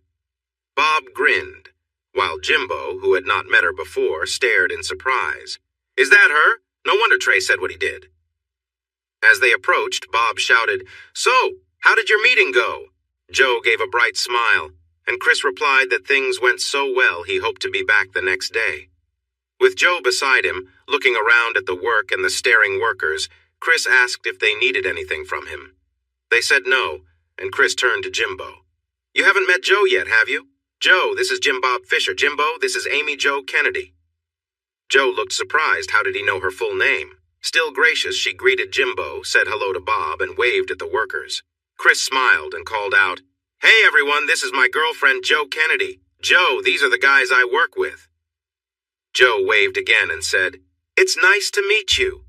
They clapped and cheered for her. "You need to take her away or we won't get any work done today," Bob joked. They left, but work didn't resume until Jo was out of sight. "How did I do?" she asked playfully. He wrapped her in his arms and kissed her warmly, then said, "You did more for my reputation in 10 minutes than I could do in a month. Anyone with a girlfriend like you must be an impressive guy." They drove to the dorm, parked, and watched as students and their parents moved things in. This time, Jo took his hand, marking her territory against the pretty girls watching him. He noticed and said, "Wow, you won't be the only pretty girl in this dorm. Some of the new arrivals are really attractive." She realized he was just joking, so she replied, "Ha ha, look at all the attractive boys moving in. I might enjoy this more than I thought if my boyfriend doesn't treat me well." They smiled at each other. Her room was nice, and they met her roommate and suite mates, who were all friendly, nice-looking, and clearly came from wealthy families. Jo talked comfortably with them despite their different backgrounds. They were impressed by her successful boyfriend who was involved in building a new stadium, which made Jo feel proud. They took pictures of Jo and Chris together, and then he took pictures of the 4 suite mates in different fun poses. Jo chatted all the way back to the apartment about her first impressions of her suite mates. They packed up her belongings and took them back in the Jeep, as they had promised Kate, Elle, and Grace they would. It was surprising when more girls came to the room for introductions and pictures. The news had spread quickly. As they drove away, Chris said, "Honey, I think some of those girls are a bit wild. They were crowding around me while we were taking pictures." Jo made sure their last night as roommates was special, and she wanted to make sure he had good memories before he left. She tried to argue when Chris suggested she take the Jeep and get a parking sticker for it. "Jo, I have 2 vehicles plus the work truck. Why should I have 3 cars taking up space at the apartment? Besides, if you want to visit me sometimes, you'll need a way to get around. Unless you want me to come into the dorm to pick you up." She knew he was just joking, but she felt a pang of jealousy. "When you put it that way, maybe I should. I promise I won't drive it too much or have a lot of people in it or—" "Jo, it's just a car. I already added your name to the insurance, so feel free to use it whenever you need to. I trust you to be responsible. Of course, I don't want you driving after you've been drinking, but otherwise, use it however you like." She looked shocked. Chris, I would never do something like that. I'm only 18, I can't even drink legally, and I sure won't. Oh, you're teasing me again. I see that smile. She playfully hit him on the shoulder, but she smiled back. I promise not to make any messes in the back seat of the Jeep if you promise not to make any in the back seat of the Ram or on the sheets at the apartment. So, the couch, tables, and chairs are fine? He asked playfully, and was lightly scolded again. Only if you want some marks on the furniture in the dorm, she replied with a grin. Are you saying we're in a committed relationship now? Like going steady? Chris responded, taking her hands in his. That might make the fraternity parties less fun. Instead of joking back, she became serious, rested her head on his chest, and said, I'm only yours. You need to decide if you are only mine. I'm yours, he answered earnestly. She reached around his neck, pulled him down, and kissed him deeply. And I'm yours. At that moment, Jo had no idea how that promise would be tested. She approached college just like she had tackled everything else in her life. For the next 3 weeks, she spent her time in class, studying, working on projects, or with Chris. Much of her studying took place in his apartment because it was quieter, and he was a helpful resource. Like most freshmen, she needed to learn how to listen, take notes, and study in new ways. Many college professors preferred to focus on research and writing rather than teaching, so students often turned to their graduate assistant, GA, for help or hired a tutor. She tried the GA for a tough course, but he seemed more interested in flirting than helping her learn, so she turned to Chris. He was a patient tutor who helped her understand what she needed to succeed in her coursework and projects. He taught her that remembering and understanding were just the start. To truly excel, she needed to be able to apply, analyze, evaluate, and create with what she learned. Unfortunately, like many schools, since accountability testing became a trend, the schools in Arkansas where she had studied focused more on what would be tested than on gaining knowledge and skills that would help students in the real world after school. This issue wasn't the fault of the teachers or administrators. If students didn't pass the state tests, they faced consequences. If enough students failed, the teachers and schools also faced trouble. Schools had to make sure every student passed, often forgetting to teach things that would help kids in real life. The tests focused on basic skills, memorization, and choosing answers from options like A, B, C, or D. Because of this, more time was spent on preparing for tests instead of deeper learning. Jo remembered how much more engaging and creative learning happened after the tests, compared to the months leading up to them. With Chris's help, she learned how to study, use what she learned, and think critically about her work, whether it was a paper or a project. She didn't want to be an engineer like Chris, but she began to appreciate how engineers solve problems, build big structures, and tackle challenges, whether made by people or nature. At first it was tough, but she was smart, eager, and determined, so she started to do really well. But college wasn't just about studying. She enjoyed learning and meeting new people. Some students grumbled about taking required courses in philosophy and psychology, but Jo found them intriguing. She took a challenging biology course, which she had skipped the introductory level, and while the lab was intimidating at first, she eagerly absorbed everything they taught and felt wiser each day. Then there were the parties. She attended a few on campus, but with friends Kate, Lynn, and Mary, she organized an exciting Super Bowl party at Chris's apartment. They invited a lot of people, and soon it was clear that they needed a bigger space. By Super Bowl Sunday, they updated everyone that the party location changed to the community center in the apartment complex, outlining what snacks and drinks to bring. They had too many guests for an apartment gathering, and it was a big job for everyone to prepare food and drinks. The game itself had a low score, 133 in favor of the Patriots, which wasn't exciting for many and left some bored. The halftime show with Maroon 5 and some rappers entertained some guests, but not Chris. By the start of the third quarter, someone suggested they play music and dance in a different area of the center, away from the TVs. Jo was enthusiastic about the idea, so the man who arranged the building for the night spent much of the second half dancing with his girlfriend, who wore a Patriots jersey. She wore short shorts under her jersey, but all you could see were white knee-high socks and red shoes, along with her legs and a red jersey with white numbers and blue details. Jo managed the music, creating a nice mix of country, ballroom, rock, and hip-hop, playing around 5 songs from each style. For once, Chris didn't mind the hip-hop. It let him grab a beer, check the game, and admire his girlfriend's amazing moves, as long as the crowd wasn't too thick to see her. When the game finished, the dance floor got busy during the country, rock, or hip-hop tunes, but Joe and Chris had it mostly to themselves during the ballroom songs. A few people danced gracefully, but for the cha-cha and tango, they were the main dancers. It seemed every young man there admired Joe, who sparkled on the dance floor no matter the style. The tango they performed left many young women admiring Chris too, perhaps even Joe. Lynn, Mary, and Joe stood by the door saying goodbye and accepting compliments from those leaving around 1 in the morning, while Chris, Don, John, and some friends organized the space. When asked if she needed a ride, mostly by hopeful guys, Joe said she had to help clean up and already arranged for a ride after that. It wasn't really untrue. She did assist with cleaning while chatting with the other women, and she indeed got a ride afterward. She wanted to wash off the sweat, but Chris playfully coaxed her to dance and then gently wiped the beads of sweat from her face and legs. They shared more playful moments before he finally took a break. Chris was full of energy that night and was ready for more fun the next morning as well. After an enthusiastic start to the day, Chris headed to work, while Joe skipped her first class and dragged herself to the second at 11. She promised herself never to keep him waiting for more than a week again. He was too much to handle. By Wednesday, Joe felt better and was in a playful mood.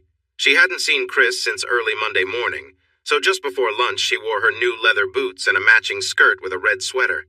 She convinced Elle and Kate to walk to the stadium with her. On their way, she shared her plan, and they made a big entrance from the southwest corner. They giggled, laughed, posed, and Joe pointed excitedly at Chris, who was at the far end. They walked down the path near the stands, catching everyone's attention. Even the crane stopped. Chris was focused on some plans, but Jimbo noticed the quiet and followed the workers' gazes. "Chris, we might have to reduce your pay if your girlfriend keeps halting work like this, and now she's brought 2 friends. Chris looked up and saw Joe and her friends nearby, setting the plans aside. He felt happy to see her, but a little shy about the scene she was causing. He approached them with a smile. Joe rushed to him, hugged him, and kissed him. Kate and Ella joined, and he hugged them too after Joe finished. Loudly, since they were close, Joe exclaimed, "Honey, we've been invited to the Tri-Delta's winter formal on Valentine's Day. Will you go with me, please?" He smiled back and said he'd be honored. She jumped into his arms again, shouted, "Thank you," and gave him another quick kiss. Joe mentioned they could sort out the details this weekend, but that he would need a tuxedo. He nodded, said goodbye to the other girls, winked, and joked, "I'm glad it's almost lunch because it looks like we won't get anything done around here for a while, especially if you leave the way you came in." Joe promised it would be fun if he agreed to join them for lunch at Dutch's. He happily agreed and walked back to his plans.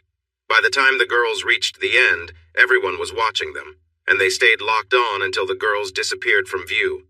Then all eyes turned back to Chris. "What? You guys have partners too, and they have friends, right?" he called out. "Not like that," was shouted back, followed by laughter and chatter in the stadium. "All right, take an early lunch. You won't get any work done for an hour anyway." They cheered and went off to grab their lunches. Jimbo patted Chris on the shoulder and said, "The more I see you, the more I understand why folks talk about you. Bob, it's time for Chris's mid-year review. I need to meet with you and Jimbo this afternoon at 3 if that works for you both. If not, just suggest another time." "I think that will work, Trey. Jimbo is supposed to be in the office this afternoon. He says he's wasting his time on site when Chris is there anyway." "But boss, if you're hoping for anything but glowing reviews, you better get someone else to sit in. We're both really impressed." "See you at 3, the CEO said with a smile. The next day, Jimbo arrived at 1 o'clock. "Hey, Chris, Trey needs you in the office at 2. It's time for your mid-year evaluation." "Oh no, I forgot about that. I haven't done my self-evaluation." "Like that's going to stop you from getting it anyway. Just be there at 2, Jimbo replied with a grin. At 1:55, Chris was welcomed by Tina, Tim Beck's assistant, who led him to the office. He walked in to see Bob Elliott already there with Mr. Beck, and the others had serious expressions. After polite greetings, Beck started speaking. "Chris, I have to say that you've accomplished some good things in the last 6 months. You helped restore the historic bathhouses. You had the courage to revisit the plans for the stadium expansion and present them to the university and their architects. But Bob, Jimbo, and I have a few worries. Beck delivered his praise with a calm voice, but his frown during the last part made Elliot mirror the expression. Chris felt his heart race, but he noticed hints of amusement in their faces. Bob Elliott then spoke. I remember the first time you caused a work delay, and Jimbo mentioned there was another delay recently. Although your teams are ahead of schedule, we're worried about these interruptions. Now they were barely holding back their smiles, and Chris understood. With a serious yet concerned look, he responded, Sir, I'm not sure what you're referring to. I don't recall causing any delays. Could you be more specific? They both laughed. He's a real poker player, too, Beck said to Elliot once the laughter settled down. Chris looked confused, but a smile appeared. Jimbo asked the security guard why he let her in a second time when she arrived with friends. He turned red and replied, I'm sorry, boss, but I couldn't tell her no. She walks in, greets me by name, gives me her wonderful smile, asks about my family, and walks right in like she owns the place. I don't think anyone can say no to her, and I certainly can't. Jimbo loves to tell that story, and he admits he couldn't say no either, so I guess it's up to you, Chris. Mr. Beck, after being around her a few times, do you really think she'll accept no from me? They all laughed again. On a more serious note, here are your bonuses for completing the last project early and under budget, saving us and the university a lot of money and time on the stadium project. These are the documents we need you to read and sign. I think you'll be happy with them. Chris read his evaluation and felt a bit embarrassed. Luckily, he hadn't submitted his own evaluation because it wasn't nearly as kind. There were many things he could have done better.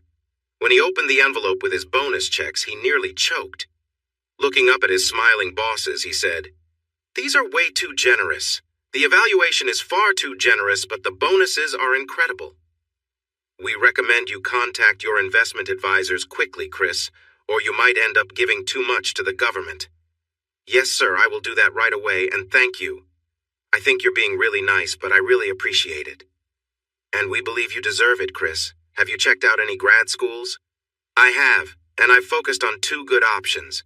Nothing much in Texas, but Penn State and Colorado have the kind of hands-on courses where I learn best. I'm not sure if they will give me any credit for my past work, but it sounds like they might. I want to finish in a year, so I plan to take summer classes to help me do that. I'm not really interested in a school that overlooks my experience and treats me like a recent graduate, or thinks that only classroom learning is important. My next step is to see if either school will recognize my experience. Do you have any advice on this? Let's bring in Sam. He's a proud CU Buffalo. Sam was sure that Colorado was the best choice. He knew the head of the engineering school well and could help Chris. Trey smiled. You can tell him we just got a contract for a 12-story building in Boulder, and we can offer paid internships to other students if Chris gets credit for his experience and can serve as assistant manager on the project. Sam told them not to worry, asked for a copy of Chris's latest evaluation, and instructed Chris to fill out the admissions forms online.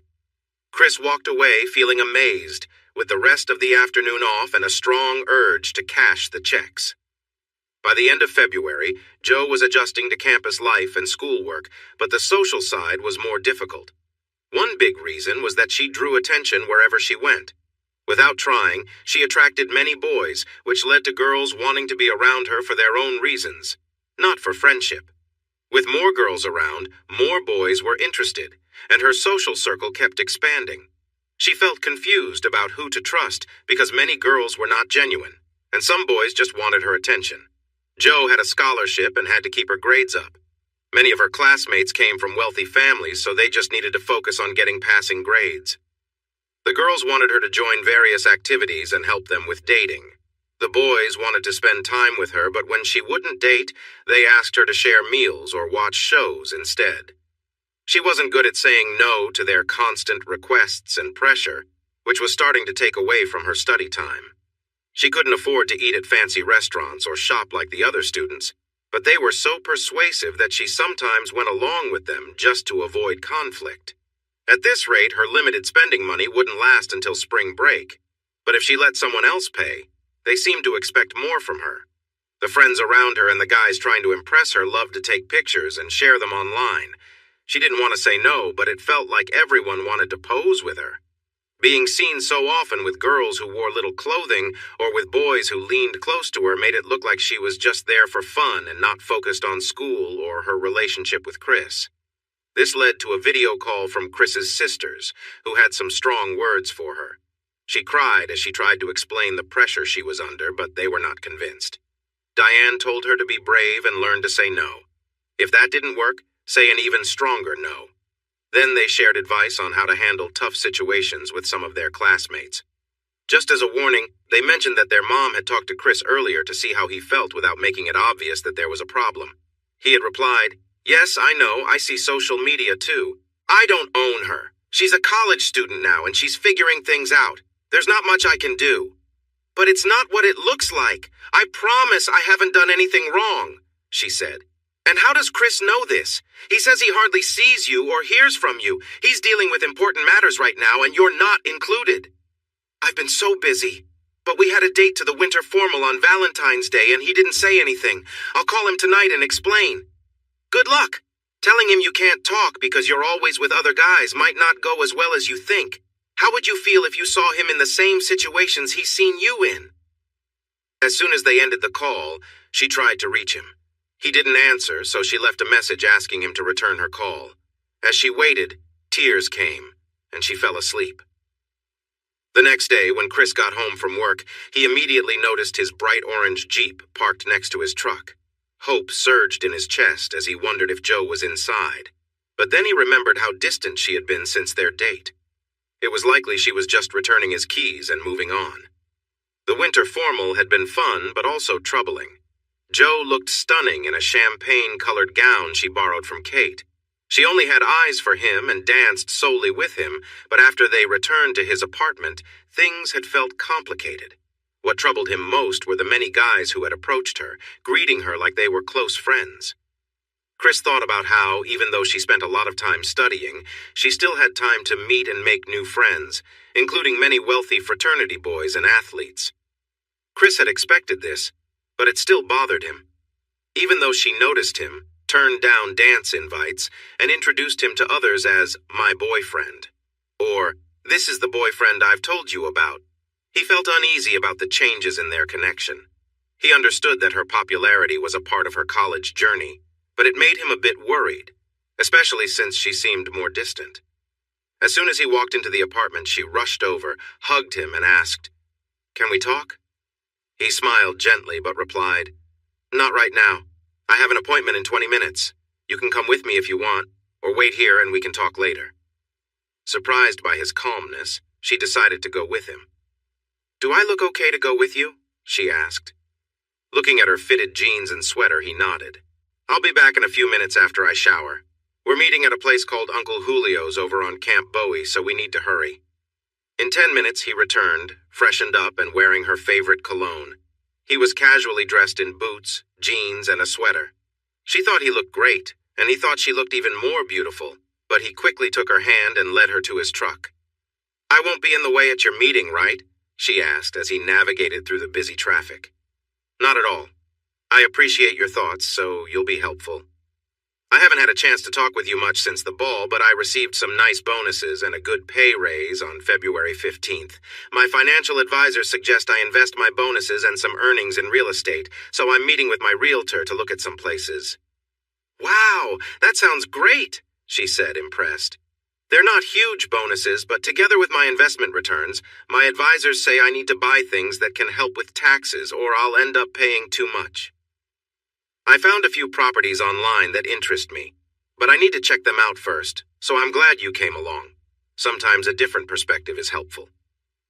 The realtor, Tina, was a tall, elegant woman whom Joe guessed to be in her early 30s. She wore wedding rings but still seemed to take a lot of interest in Chris, while barely acknowledging Joe. While waiting for their tacos, Tina moved her chair close to Chris. She rested her shoulder against his and held her phone up for him to see. In a tone that felt more casual than business, she said, "Let me show you some photos I took of the places you chose, plus a new listing I got today that I think you'll like even more." The phone was tilted away from Joe, making it hard for her to see the pictures. She shot a sharp look at the realtor, playfully threatening to sit close to Chris to get a better view.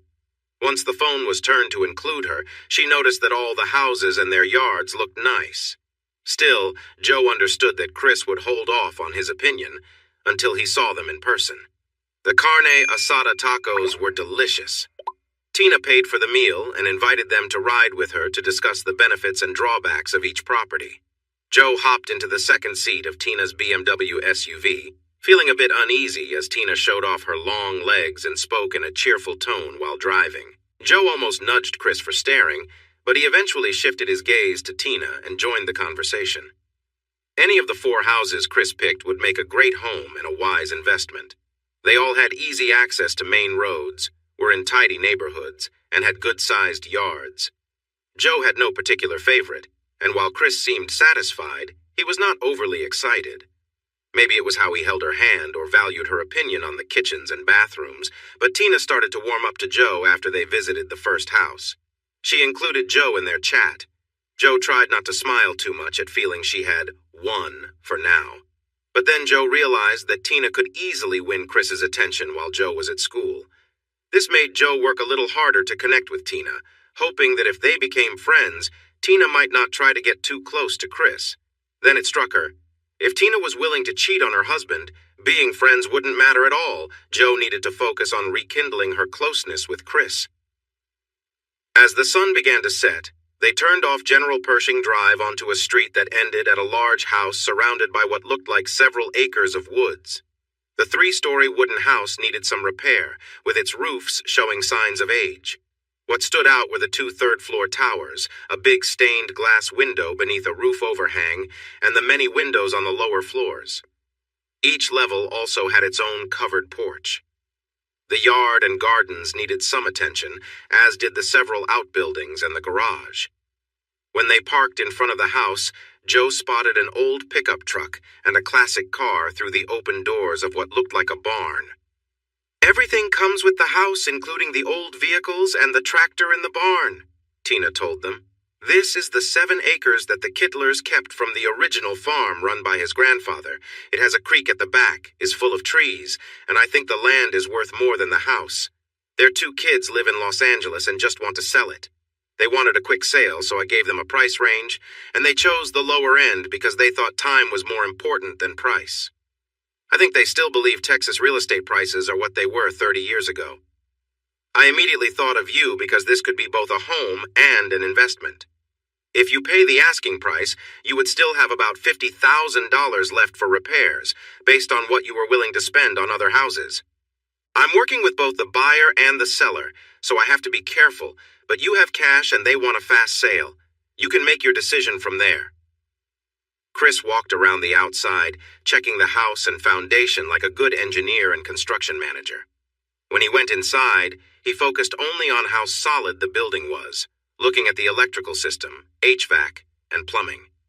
The 2 women were curious about his different way of looking at this house compared to the others. After that, he returned to the front door and moved through each room on the first floor, carefully checking the floors, windows, doors, and walls. He went up the curved staircase to the second floor, studying the stairs first before examining everything up there. The staircase to the 3rd floor was straight, with beautifully carved railings. The 3rd floor had a loft bedroom with a full bathroom, while the rest was unfinished and seemed to be used for storage. Chris didn't seem let down. He was focused on the house's overall quality and potential, not how past owners had used it. They followed him back downstairs. "Where is the door to the basement?" he asked. Tina looked surprised. "I don't know, it's not in my notes." They started looking around and found the door at the end of a short hallway that had the pantry. It was dark and musty, so Chris went in alone, using his phone's flashlight. He walked down the stairs, explored a bit, opened some creaky doors, and then came back. Chris turned to Tina. $50,000 won't fix this place the way it should be, and neither will $100,000. If I offer them $38,000 less than the asking price, payable at closing, will you lower your commission by 1% on either side? If you do, I'll use you as my agent for purchasing land in Bosque County at the same rate." Tina considered his offer, while Joe looked at him in disbelief. He kept a calm face until Tina asked, "Can you tell me more about the property deal in Bosque County? I know that area a bit, but I've mostly worked in Tarrant, Johnson, and Somervell counties." "Joe, you have to promise not to tell my sisters or Mom about this, or you need to leave." She agreed to keep it quiet, so he went on. "My dad and I found a piece of land for sale near where Steel Creek meets Lake Whitney. It's in Bosque County, just east of the small town of Morgan. That's about an hour and a half from here. The spot has great access to the lake and would be a perfect place to build a vacation home on a small hill that goes down to the lake on one side and to the creek on the other. The owner is selling 160 acres, but is keeping another 160 acres next to it. We want to buy this land for a vacation home. Maybe Mom and Dad will retire there in a few years if I stay nearby and Donna goes to TCU. We've talked to the owners, an older couple. They've had the land since the 1880s and they raise cattle on it. We will probably lease the grazing land to them so we can keep the agricultural exemption, at least until Dad moves down." Chris laughed lightly. "He thinks he'd like to be a Texan with a ranch, just like the people from Tennessee who followed Davy Crockett. I just want to buy a boat and some wave runners to enjoy the lake when I have free time." Tina looked at him like he was a big opportunity. Joe looked at him with confusion. "So, Tina, what's it going to be? A quick sale and a commission, or wait to see if you can find another buyer for this place?" Tina's face lit up with excitement. "You've got a deal, Mr. Alexander. I'll need more details about the lakefront property so I can represent you well, but I'll get this signed and finalized as soon as I can. If they won't accept $38,000 less, can I come back with a counteroffer?" "Absolutely. But let me quickly write a summary of the work needed to make the place safe and livable. I can probably send it to you later tonight. Feel free to share it with them, and also mention that anyone else will likely bring in someone to check the condition of the house and estimate the repair costs. That will take quite a while, probably months. I've already done that, while other buyers might be scared off by repair costs. I know construction and contractors, so I can get everything done quicker and for less money than most people. That's because it's my field. So I won't ask for as big a discount as another buyer might. Most importantly, as you mentioned, if they sell to me, they can have the money in their account as soon as we complete the survey and title search and finish the legal paperwork. It should be within a month if they cooperate." Chris and Tina toured the property, assessing the condition of the outbuildings, barn, and garage. Chris noted that while the structures were solid, they would need some repairs and cosmetic updates. After taking a brief look around, they headed towards the creek, but as it was getting too dark, they returned to Tina's car. Chris pointed to the old buildings, explaining, "This area isn't in high demand for development, and the back section is in a floodplain, which lowers its value for developers. However, some might see it as an opportunity to build inexpensive homes on small lots. Others might just see these buildings as something to tear down." He added, "I'd prefer to restore them and turn the place into something beautiful, rather than let it go to waste. If the current owners just want to sell quickly, it might not matter to them, but I want you to know in case it does." On the way back, Tina asked for more information about another property near the lake. Chris shared details about the access roads and other features. He mentioned that the sale was being handled by the elderly owners and their lawyer, without a real estate agent, so Tina would only be representing the buyers. She requested survey information, and Chris promised to send it the next day. Joe remained quiet during the tour, but once they were driving back to the apartment, she finally spoke up. "Just how wealthy are you, Christian Michael Alexander?" Chris responded calmly. "I do all right for a 25-year-old, and my father is wealthy as well. Why? Thinking about marrying me for my money?" Joe laughed softly.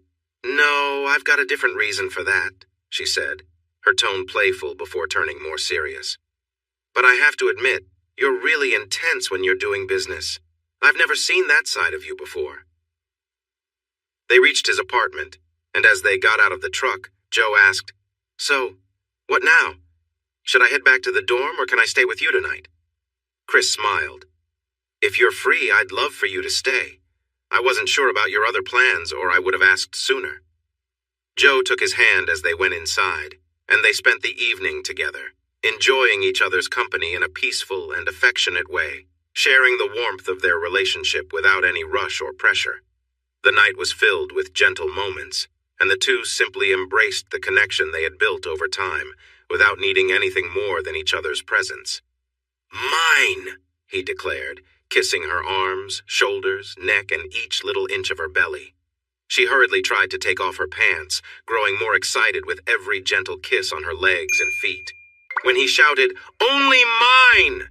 she was filled with joy and tugging at his hair. Within moments, her delight became clear. They moved to the bed, and her laughter echoed long into the night. Tina didn't receive the documents she asked for until the next day. Over coffee, Joe attempted to apologize for her questionable posts on social media and for being distant. Chris quieted her with a smile, saying, "I want you to enjoy your college life. There's nothing to apologize for. Just a bunch of happy college students having fun. Just remember what's important to me, and I will do the same for you, and we can spend time together whenever you have free time." "Don't make me that offer. I might just drop everything and stay here if this is what you mean by spending time together," she replied playfully. "Are we good then?" she asked more seriously after another sip of coffee and a bite of her breakfast biscuit. "Of course, but we need to plan a weekend to meet and talk soon. There's a lot going on in my life that I want you to know about, but not when we're rushed. When will you be free?" "I'm available this weekend, but I have a lot of studying to do. It's better to be here than in the dorm, but just so you know, midterms are next week and then we have spring break coming up. Kate wants me to go with her family to their ski chalet in Park City, Utah. I'd like to go, but I also want to spend time with you, so we need to figure that out too." As the weekend arrived, both were greeted with surprises. She shared more details about the ski trip, including that some boys Kate's cousins would be joining them. Her dad was sending his jet to pick them up on Saturday and would bring them back the following Friday. She was unsure about going, but she wanted to meet Kate's family and try skiing, and she noted that she could spend the following weekend with him. He encouraged her to go and enjoy herself, mentioning he would be busy all week anyway, and they could meet up when she came back.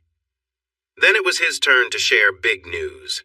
He had been accepted into graduate school at Colorado University. He would begin on July 1st, living, working, and studying in Boulder for a whole year. After that, he would earn a master's degree in architectural engineering. With this new degree, his role at Beck Construction would shift. More office time, less field work, and not needing to travel far from home. This changed their plans about buying a house in Fort Worth and getting a lake property nearby.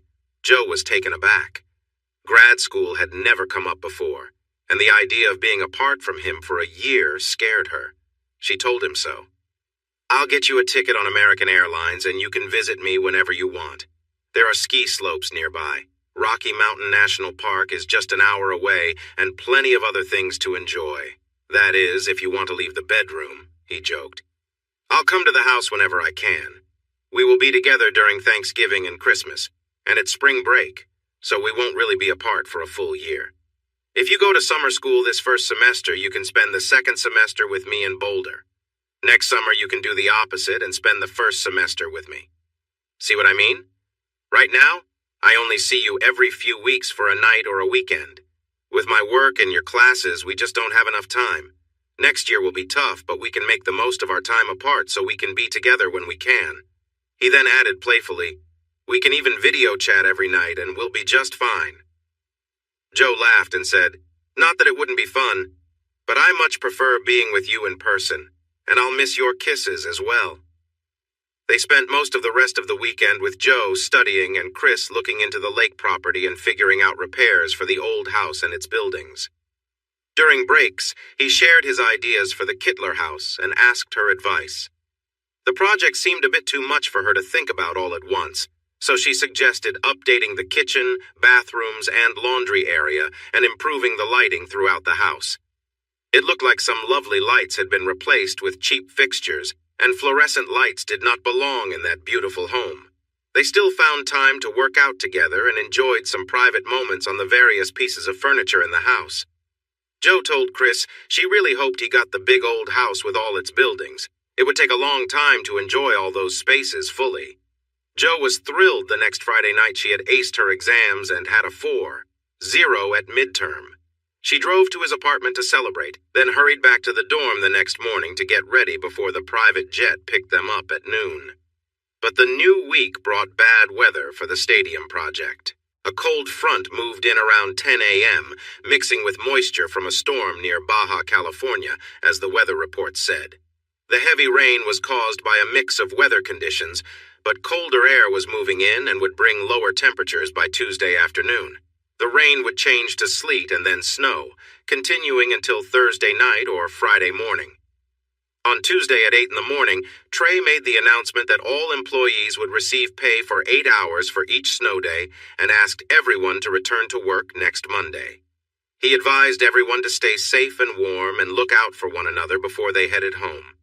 An hour later, Chris received a text. "Good morning, Chris. This is Sandra Beck. I just spoke with your parents.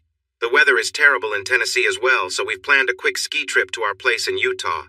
Since Donna is on spring break, she's joining us, and we want you to fly with us too. We'd love for Joe to come along if she can.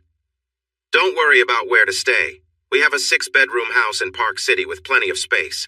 How about a free ski trip with family and friends?" Chris thought for a moment. He didn't want Joe to think he was too eager, but this was a great opportunity. He smiled as he replied, "Funny enough, Joe is already there. When do we leave?" "Meet us at Spinks Airport at noon. It's northeast of 35 in Burleson. Your parents are bringing your ski gear, so just pack some clothes for hanging out at the house and for going out. We definitely plan to eat at our favorite restaurant Wednesday night, which has a semi-formal dress code. Wear whatever else you like." When Chris got to Spinks Airport at 11:40, he saw the Embraer Legacy 500 waiting outside the private terminal. He had been on private jets before, but nothing quite like this one. His excitement allowed him to sit in the co-pilot's chair and explore the cockpit. It was all high-tech and impressive, just as you'd expect from a $20 million business jet. The flight took just 2 hours from Burleson to Salt Lake City. Trey asked everyone to avoid work talk, quickly shifting to the topic of graduate school. Chris said he would need to take a day off to meet with the dean of the engineering school to discuss getting credit for his experience in construction and management. The rest of the trip was filled with light conversation, including questions about Joe and what she was up to in school. A Ford WD Suburban and driver were waiting for them at the private terminal. The drive through Salt Lake City and into the mountains around Park City took about an hour, with another 15 minutes to reach their house. Fresh snow covered everything, thanks to a storm hitting Texas. The Alexanders arrived a few hours later without Diane, who was off enjoying spring break in the Caribbean with friends. They had already warmed up their 3-story Swiss-style house and were making plans to explore downtown for a meal and visit their favorite bar. Donna spent a few minutes catching up with her big brother before asking if Joe was still in town with her roommate. Chris confirmed that Joe was there until Friday, so Donna sent her a text asking for a call back. Next, Chris called Joe's phone and left a message for her to call when she finished skiing. He wanted to surprise her by showing up at Kate's parents' chalet, so he asked the Becks if they knew the Ellisons from Portland, who owned a vacation home there. They laughed and said they were acquaintances, but definitely knew them. In fact, they had gone to a New Year's Eve party at their place, which was not far away. When Joe did not answer the calls or texts, Chris decided to join the others in the Suburban for their tour of the town and a meal. At 7:30, with still no word from Joe, Donna tried calling her again. After getting no reply, she left another message. After dinner, the Becks and Alexanders wanted to go to their favorite bar, Park City Live, to enjoy some drinks and dancing. Chris seemed unsure, but his lively sister took his arm and urged him, "Come on, Chris. I'll be your date until we hear from Joe. It will be fun." Surprisingly, it was. He danced with Donna, Sandy, his mom, and the wives of 2 couples who joined them after arriving and finding their good friends at the bar. Chris tried calling Joe again and left another message. Donna then called Kate and asked her to have Joe call back, or at least to let her know what was happening, since neither was answering. Mom noticed the worried looks on her children's faces and asked what was wrong. Chris shook his head while Donna said, "We can't find Joe or Kate. Neither is answering their phone or returning messages." "Honey, are you talking about Kate Ellison and her friend Joe?" asked Judy, one of the newcomers at the table. Once Donna confirmed, Judy said, "I saw them with a big group of young people going into the downstairs dance club while we were leaving. We stopped to chat with Kate, who introduced us to Joe. We started our night there, but it got too crowded and noisy, so we moved over here. Do you know where it is, or do you need directions? No, my phone can help with that. Mom, Dad, we're going to take an Uber to join a younger crowd, not that you are old or anything, Donna said with a grin. Chris opened his Uber app and quickly found a car nearby. They rushed out and were driven to the other, livelier dance club. The place was so packed that moving around was tough, but Chris guided his sister through the crowd to the bar. He quickly got himself a beer and Donna a 7-Up and found a tall table that had just been emptied by a couple. Just in time, they took the seats and smiled. One of the guys nearby said, "So, since you took our chairs, can we dance with your girlfriend?" Chris laughed and replied, "She's not my girlfriend, she's my sister. If she wants to dance, just keep your hands to yourself. I'm a very protective big brother." One of the guys took Donna for a dance, and the other asked if he could sit in her spot until she got back. Chris agreed, and they started chatting. The guy's name was Sal, and he said he and his cousin were from El Paso and visited often. When Chris asked if they knew Kate Ellison, Sal answered, "Sure, she's around here somewhere, but her friend is with some troublemakers tonight. They're trying to get them drunk." Sal continued, "People around here know to avoid those guys, but I don't think Kate has been with them before. At least I haven't seen her with them." "How do you know Kate?" Chris asked. "She's a friend of a friend, the blonde you mentioned. Where are they sitting?" Chris frowned, feeling concerned. "Over there at a big table by the band. From your tone, it sounds like the blonde means a lot to you. Wait for my cousin Joey to come back and we'll go with you. They seem tough, but we can handle ourselves," Sal said with a smile. "There they are. Let's meet up with them," Chris suggested. Chris's expression and energy made it easy for them to move across the crowded space. Sal grabbed Joey and Donna and explained what was happening as they followed Chris. When they reached the table, Kate was leaning forward, surrounded by some men. Chris noticed their hands were not behaving appropriately with her. One man had his back to them and was smiling in a way that made Chris uneasy. Chris stepped closer to the man and gripped the back of his neck firmly. The man tensed up and stayed still. Chris leaned in and spoke quietly in his ear. "If you want to walk out of here, you'll answer my questions without causing a scene. I'm going to release some pressure so you can talk, but you will act friendly and cooperate. If you don't, I can make things very serious for you." "I'm sorry, but I can't assist with that." There was a loud snap, and the man stumbled to the ground, still holding onto a gun. Chris turned and saw the man outside trying to get up from the slick, icy street. The stranger, now without clothes, put his hands on the door's step, raised his head to look inside, and suddenly got kicked in the face. He cried out and fell back down. Chris heard sirens but turned back to the woman who was in trouble. Her head tilted to the side, but she kept saying, "No!" and "Stop!" in a faint, slurred voice. He looked for injuries but saw none. Then he struck the attacker and crawled out of the van. A police car roared up and he waved his arms. The car stopped, and 2 officers got out ready for action. He raised a hand and shouted, "This way! She needs help!" An ambulance arrived, and one officer gestured for it to stop near the van while the other kept watch on Chris. "What happened here?" one officer asked firmly. "There's a young woman inside named Amy Jo Kennedy. She's been drugged. I caught 3 men holding her down and hurting her. She's in the van and 2 of them are still here. One has a gun, but I think he's out cold. Please get the paramedics here. They gave her drugs too. I heard them talk about Rohypnol and MDMA. Step away from the van, turn around and walk towards me with your hands behind your back. I need to cuff you while we look into this." Chris followed the instructions, but it wasn't long before he was uncuffed. The 3 men, along with the woman, confirmed his story just by being there.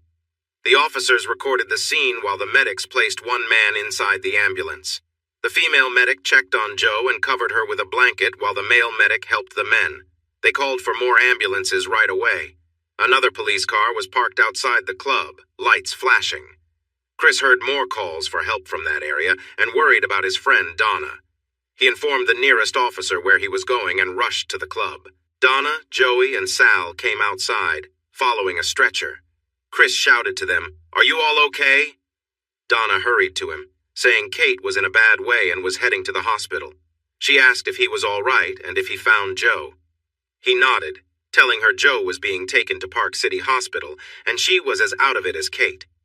Donna took out her phone to order a ride. Sal and Joey asked if they could go with them, and Donna quickly agreed. Once they got into the small SUV, she called their parents to let them know where they were headed and why. Her parents promised to inform the Ellisons and said they would meet them at the hospital. Chris sat quietly up front, thinking about what he saw when he opened the van door and what he did afterward. He didn't feel sorry for what he had done. He knew that he had hurt all 3 people and maybe even caused serious harm to the one with the weapon. To him, it was clear. When you act that way, you should expect serious consequences. They were caught, and now they faced those consequences. His main worry was for Joe, and also for Kate. After a few minutes, he turned around. "I assume you all took care of the others?" Donna chuckled, and Sal replied, "Yeah, they might think they're tough, but not around here. They were also very high, so they were easy to handle. If the bouncers hadn't stepped in, we would have taken care of them even more right there." "Chris, Sal sent the loudmouth to the hospital to fix his teeth, and Joey kicked the other one in the face. He'll need surgery, too. The one you grabbed just sat there crying.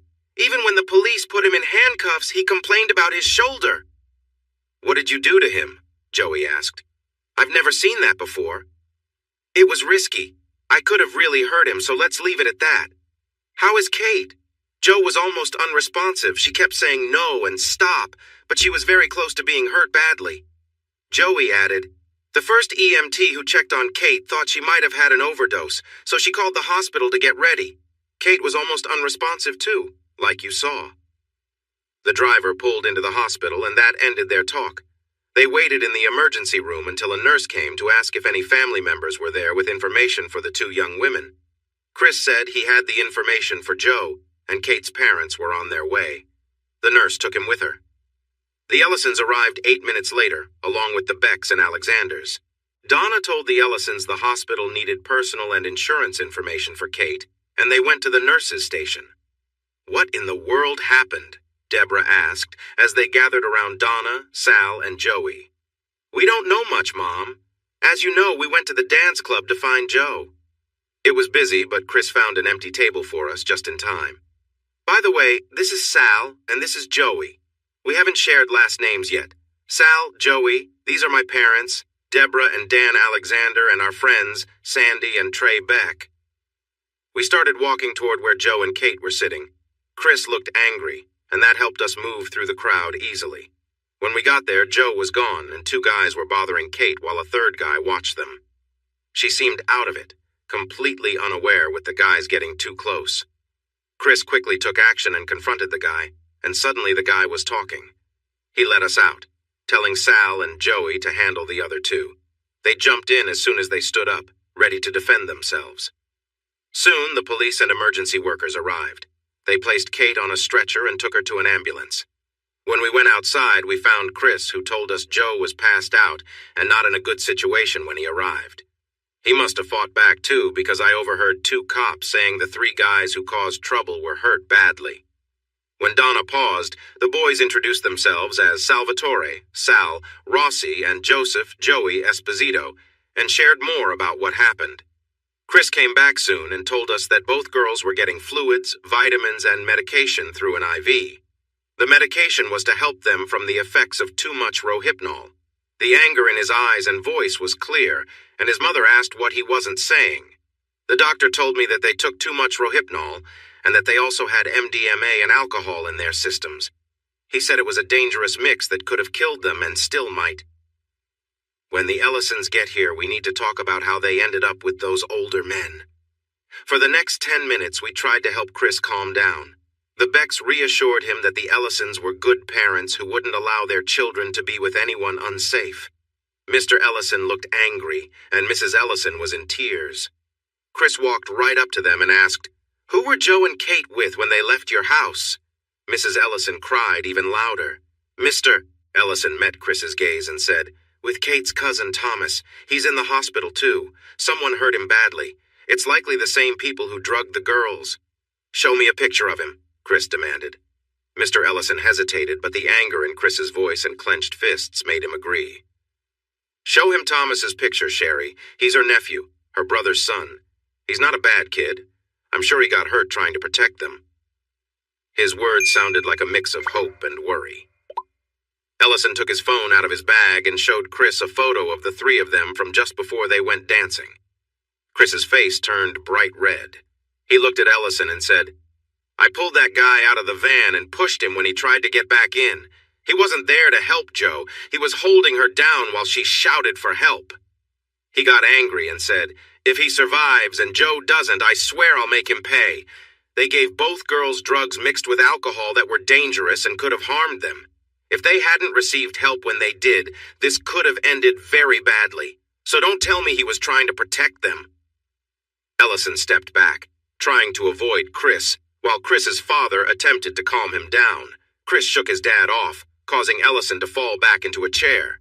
Chris yelled, "You almost got them both killed! If we hadn't arrived when we did, they would be in serious trouble!" Mrs. Ellison had gone from quietly crying to shouting, which quickly brought over security. One guard tried to hold Chris back, but Chris pushed him away. Another guard stopped and warned them to help calm Chris down, or he might have to use a stun device. Chris turned, his eyes blazing, and the guard wisely stepped back. Donna got in front of Chris and begged him to relax, and it worked. He blinked and slowly calmed down. Ellison was still in the chair, but now had his head in his hands, crying. "I knew something was wrong when I saw those tattoos. I should have stopped it. I almost lost my daughter." Mrs. Ellison was led to a chair next to her husband, repeating, "I'm so sorry, I'm so sorry." Chris turned away from them and walked out the door into the cold. Sal, Joey, and Donna quickly followed him, while the Becks and Alexanders stood together in shock. The guards approached, and one commented, "We've seen many upset husbands, but that one takes the cake. Did they really put his wife in danger?" He pointed at the Ellisons, who were holding each other and crying. Dan Alexander took a deep breath and replied, "Not intentionally. They let the girls leave with a cousin who met some bad people at the dance club. They gave the girls drugs that were very harmful. Our son, Chris, cares deeply for Jo, his wife. He's all she has, and he is very serious about looking after her. But we have never seen him this angry before, so..." Trey Beck spoke up. "Chris works for me, and everyone really likes him, even his team. He's an engineer, usually calm and collected. I can't believe this is happening." "He might be calm, but I wouldn't want to cross him or his wife or whoever she is. The police said he seriously hurt the three men who attacked his wife, and the doctor mentioned it's not looking good for them. One has a broken jaw, another is in surgery for serious injuries, and the third has a serious neck injury." They began to step away, but one officer turned back and said, "We're going to act like this never happened. We have families too, and we understand. Honestly, I can't say I wouldn't have reacted the same way, but you might want to consider finding some help to manage his anger. He is really intense." It was the longest night of Chris's life, while the Ellisons sat across the room from him. They knew Chris was upset with them, and they couldn't deny that they blamed themselves. A mother's job is to care for her family. She felt she had failed. A father's role is to protect his family. He felt he had failed too. The other parents in the room were sympathetic, but it was clear they also held the Ellisons partly responsible. She shed tears, and he offered her comfort, while everyone silently watched the very serious Chris. The anger seemed to have faded, but his cold stare and silence were just as frightening. Everyone hoped for Jo and Kate to pull through, and for Chris if the worst came to pass. At midnight, a doctor finally came out to share the news. Both girls had taken too much Rohypnol along with MDMA, which is also called ecstasy and alcohol. This combination can lead to deep sleep and loss of consciousness, and can be very dangerous for heart rate and breathing. Adding MDMA makes those problems even worse, and can cause heart issues. When Deborah directly asked him, he admitted that such a mix can sometimes be fatal. Chris bluntly asked if the girls were going to survive. The doctor replied that they were working hard to keep their heart rates and blood pressure steady and to prevent any heart complications. "Will there be a moment when we'll know for sure?" Chris asked. The doctor explained that it was a minute-by-minute situation, so he couldn't say when they might start to improve. Chris turned and walked back outside, this time alone. He clearly needed space to think. Mrs. Ellison broke down in tears again, and Mr. Ellison held her close to comfort her. Sandy Beck wanted to know who the medical contact for her nephew was, and she mentioned that her brother was coming from LA and would arrive later. When Chris came back to the waiting room, he told everyone, the Becks, the Alexanders, Sal, and Joey, that they could go home. But everyone firmly disagreed, and Donna gave him a strong look, telling him that was not a good idea. So they all waited through the night and into the early morning. Some dozed off without meaning to, but everyone appeared tired except Chris, who seemed ready to tackle whatever came next. A little after 4 in the morning, Mrs. Ellison's brother arrived. He looked very worried and upset. "How is my son?" he asked his sister. "We don't know. They won't tell us because we aren't his parents. The nurse's station is down that way. You should ask them," she replied. "Did they catch the person responsible for this?" he demanded angrily. Mr. Ellison quickly responded, "Don, let's focus on Donnie's condition first. We can talk about that later." He looked at Chris and understood that his expression said a lot. Chris started to get up from his chair, but his dad and Trey were sitting next to him for a reason. They held onto his arms, and his dad said softly but firmly, "Just relax, son. He's a worried parent who doesn't know everything. Let the police handle it." After taking a few deep breaths, Chris settled back in his chair, and the Ellisons slumped into theirs. When a smiling nurse came into the waiting room at 6:25, it was the first sign of good news since they arrived. "Mr. Beck, Mrs. and Mr. Ellison, Dr. Sykes asked me to tell the families that the girls are stable enough to be moved to rooms. They aren't completely out of danger, but we feel hopeful and believe they are improving." The Ellisons began to cry tears of relief. Sandy, Donna, and Deborah hugged each other, while Sal and Joey gave each other high fives. Trey and Dan put their hands on Chris's shoulders and cheered. Chris remained serious. When Donna ran over to hug him and saw his unchanging expression, she asked why he wasn't happy. "They're not completely out of danger yet. When they are, I'll celebrate, not before." A disappointed Don returned to the waiting room with a police officer. He looked around, saw Chris, and walked toward him. Chris stood up, tense and ready. "Young man, I'm here to sincerely apologize for my earlier mistake. The officer showed me the police report, and it's clear Donnie was at fault. He's always been a bit of a troublemaker, but lately, especially since he left college a year ago, he's gotten into more trouble with the law. Every time I try to guide him or offer help, he pushes back at me. I told my sister that when he said he was coming to stay with them, I hoped being around someone like Kate, who is doing well, would help him change. His brothers didn't want to come with him. They didn't believe him when he said he was leaving his bad friends behind and didn't want to take the risk. I feel like I should have told my sister everything about him before he went there. I truly regret how he treated your wife and his cousin, and I'm sorry for their pain. I hope one day you can forgive me." Chris looked directly at him during the apology and said calmly, "Looking back, I wish I had stopped her from coming without me. I'm sorry for what happened to your son. It wasn't meant to hurt him. He seemed dangerous, and I thought pulling him from the van would help. When he tried to get back inside just moments after another person threatened me, I didn't have many options left. I had to act quickly to protect myself. If he had stayed outside, I wouldn't have done anything more. Will he be okay? They say he will survive, but he will need several surgeries. The police are confident they have strong evidence against him, and they expect the district attorney to pursue charges. My lawyer is coming here to help him work out a deal if he tells the truth about what happened. The lawyer is not trying to get him off the hook. He did what he did, and now he has to face the results of his actions, as I warned him before.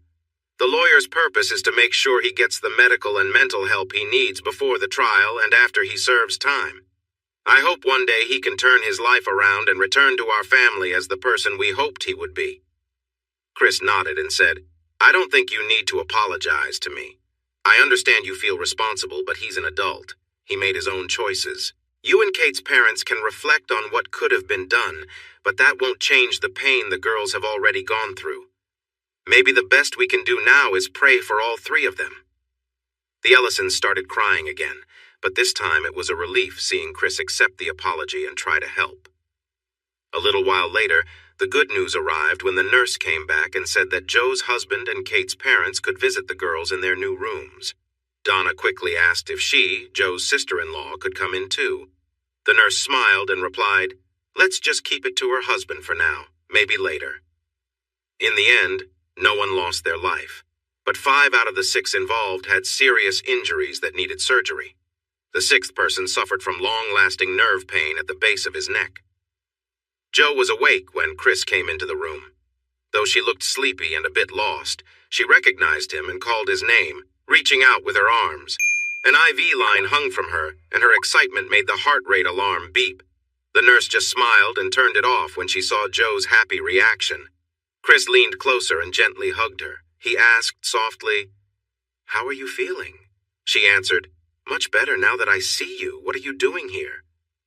The nurse had told Chris that Joe might not remember much about the previous night because of the medicine she received. He explained, "It's a longer story. Let's just say I came to see you. I wasn't following you. I came with the Becks, my parents, and Donna. They are all eager to see you, especially Donna." He continued, "We spent the night in the ER waiting area, but they moved us here when you got transferred. You can let us know when you're ready to see others and who you want to see first. We don't want to tire you out." Joe asked if he could stay, and he replied that he hadn't asked but planned to stay until someone told him to leave. She smiled and hugged him tighter. A little later, she invited him to sit on her bed, and she wanted to hear the longer story. He said he would tell her when the doctor allowed it, then changed the topic to the Ellisons, their plane, and skiing. Joe sometimes struggled to find the right words, which frustrated her. But as she talked about the flight, the Ellisons' home, and how it felt to learn and enjoy skiing, Chris noticed she became more expressive and lively. He thought that was a good sign, and encouraged her to keep sharing. Soon, nurses came to take Joe for some tests, saying she would be back in about an hour, and they suggested Chris grab breakfast during that time. He went back to the waiting area, gathered everyone, and told them he would share what he knew if they joined him for breakfast in the hospital cafeteria. They happily agreed, and he entertained them with Joe's stories over a good meal. Then the Ellisons and Joe's brother Don came in. They saw the larger group and quickly moved to another table across the room. Chris stood up and walked over to them, and everyone at his table held their breath until they heard him ask about Kate with concern in his voice. The relief on the Ellisons' faces was clear as they took turns sharing the good news about Kate. He then turned to Don Standard and asked about his son. Don shrugged and said his son was sleeping a lot, but the doctor mentioned that was normal and a good sign. Chris thanked him for the update and started to walk away. "Chris, how is Joe?"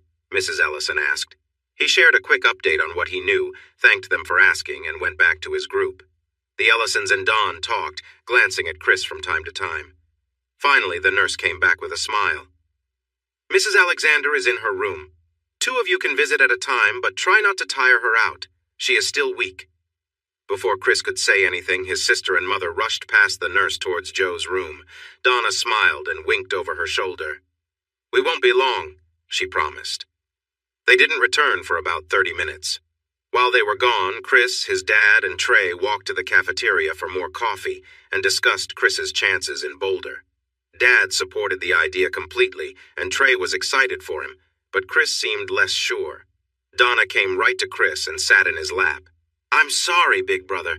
You know how I love to talk to my best friend? We kinda lost track of time. Can you forgive me?" He kissed her cheek and asked her to let him up. After she kissed his forehead, he stood up with her in his arms and placed her in a chair. Mom then hugged him, said she was sorry too, and laughed as he shook his head, pulled away, and hurried down the hall.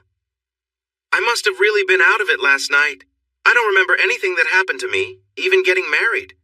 You'd think I'd remember that," Joe said with a smile. Chris looked a bit uneasy.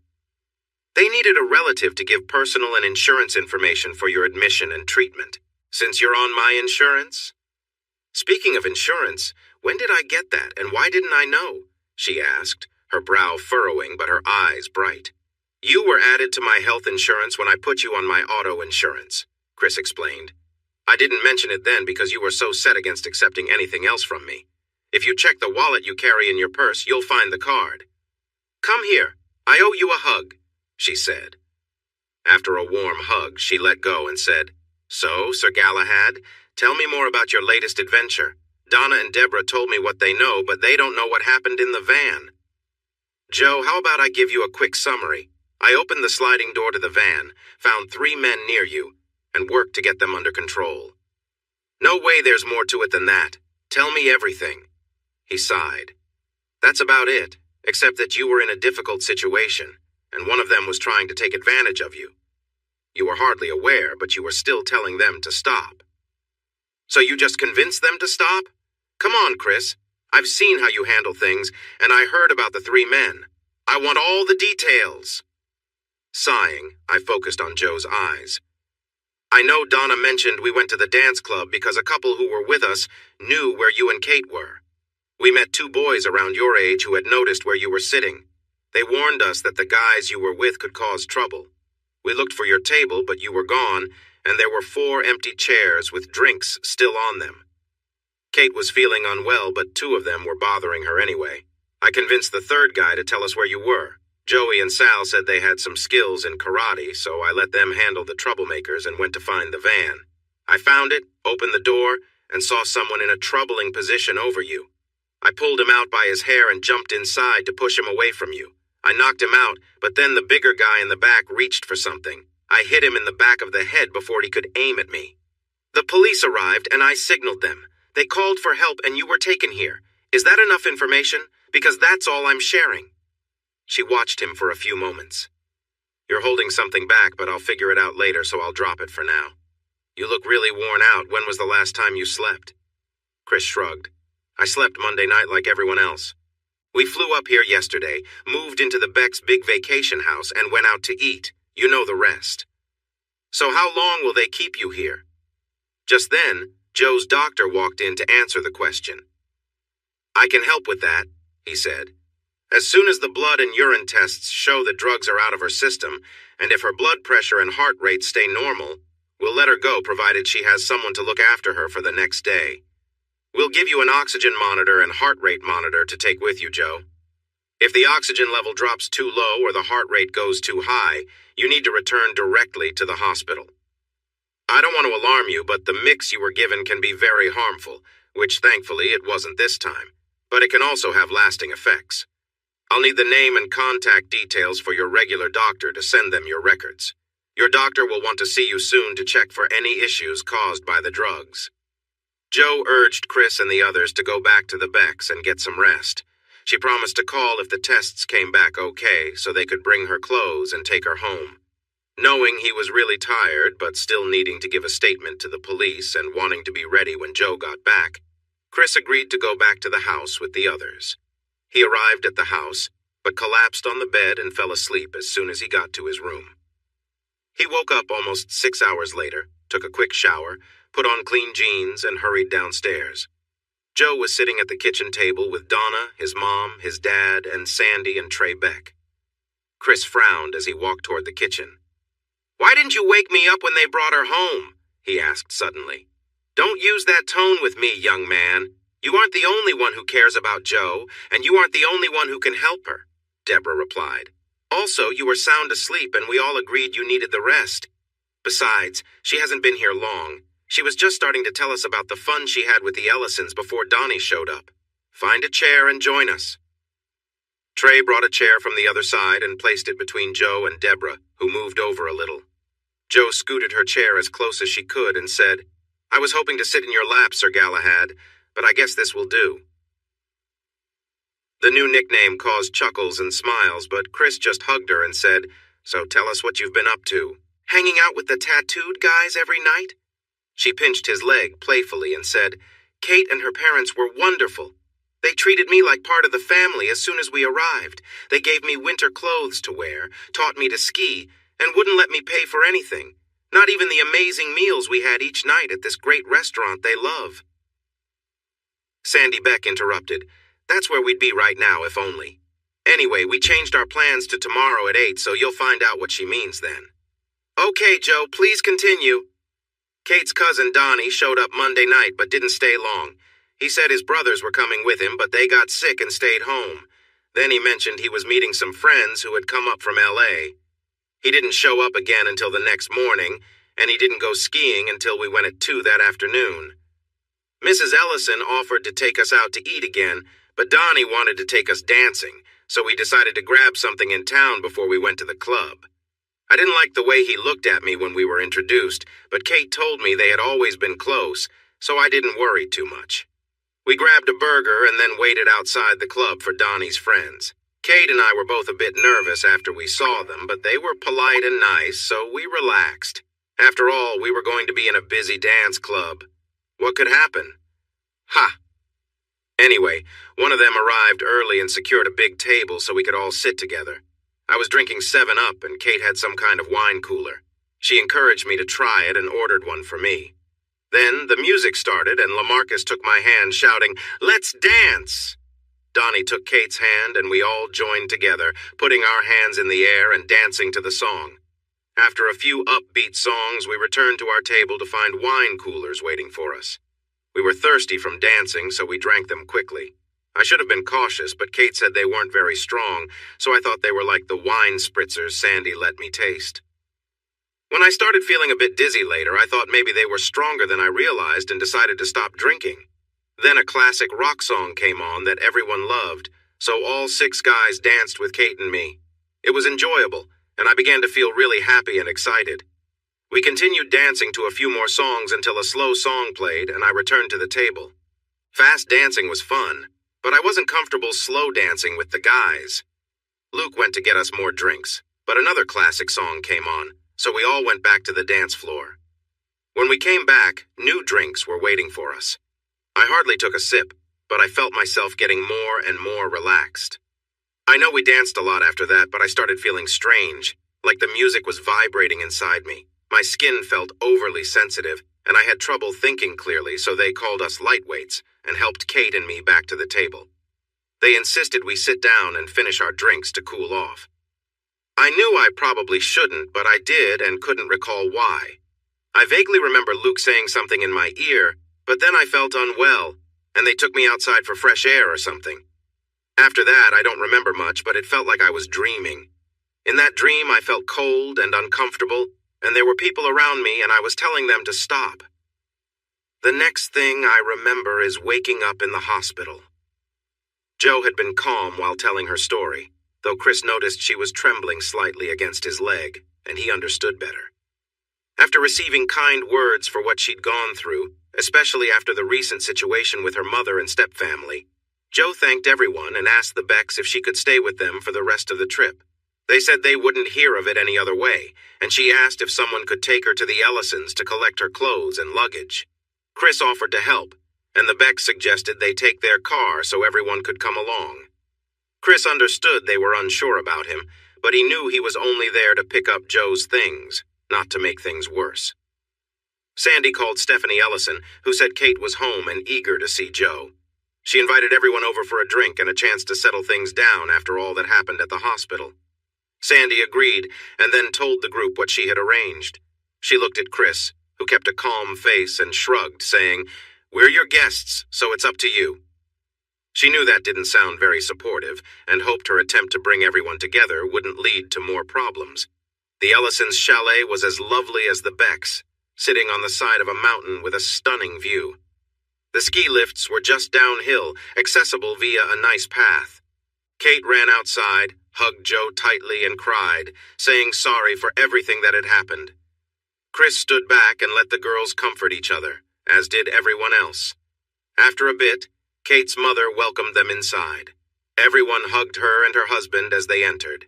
Chris shook their hands warmly and smiled. After a few moments, Kate brought Jo back inside and requested everyone's attention. "I have something important to say and need to apologize for a mistake that almost led to serious trouble. When Donnie invited us to go dancing, I was thrilled. Even though he is a few years older, we used to be close, but he changed recently. He started smoking, got tattoos, and his brothers said he was hanging out with some bad company. He wasn't drinking or using drugs as far as I could tell when we skied together Tuesday afternoon, so I don't think he had any problems then. Anyway, my parents wanted us to go with them, but I convinced them to let us go to the dance with Donnie. I promised to avoid drinking too much and call for a ride if he caused any issues. The trip to the dance club in his new van was great, and we were having fun waiting for some friends he mentioned. They turned out to be more than just a couple of people. They were polite and seemed nice, so we agreed to go inside with them. As soon as they showed up, Donnie changed, and not for the better. I think something was added to our first drinks, and I'm sure our second and third drinks had something too.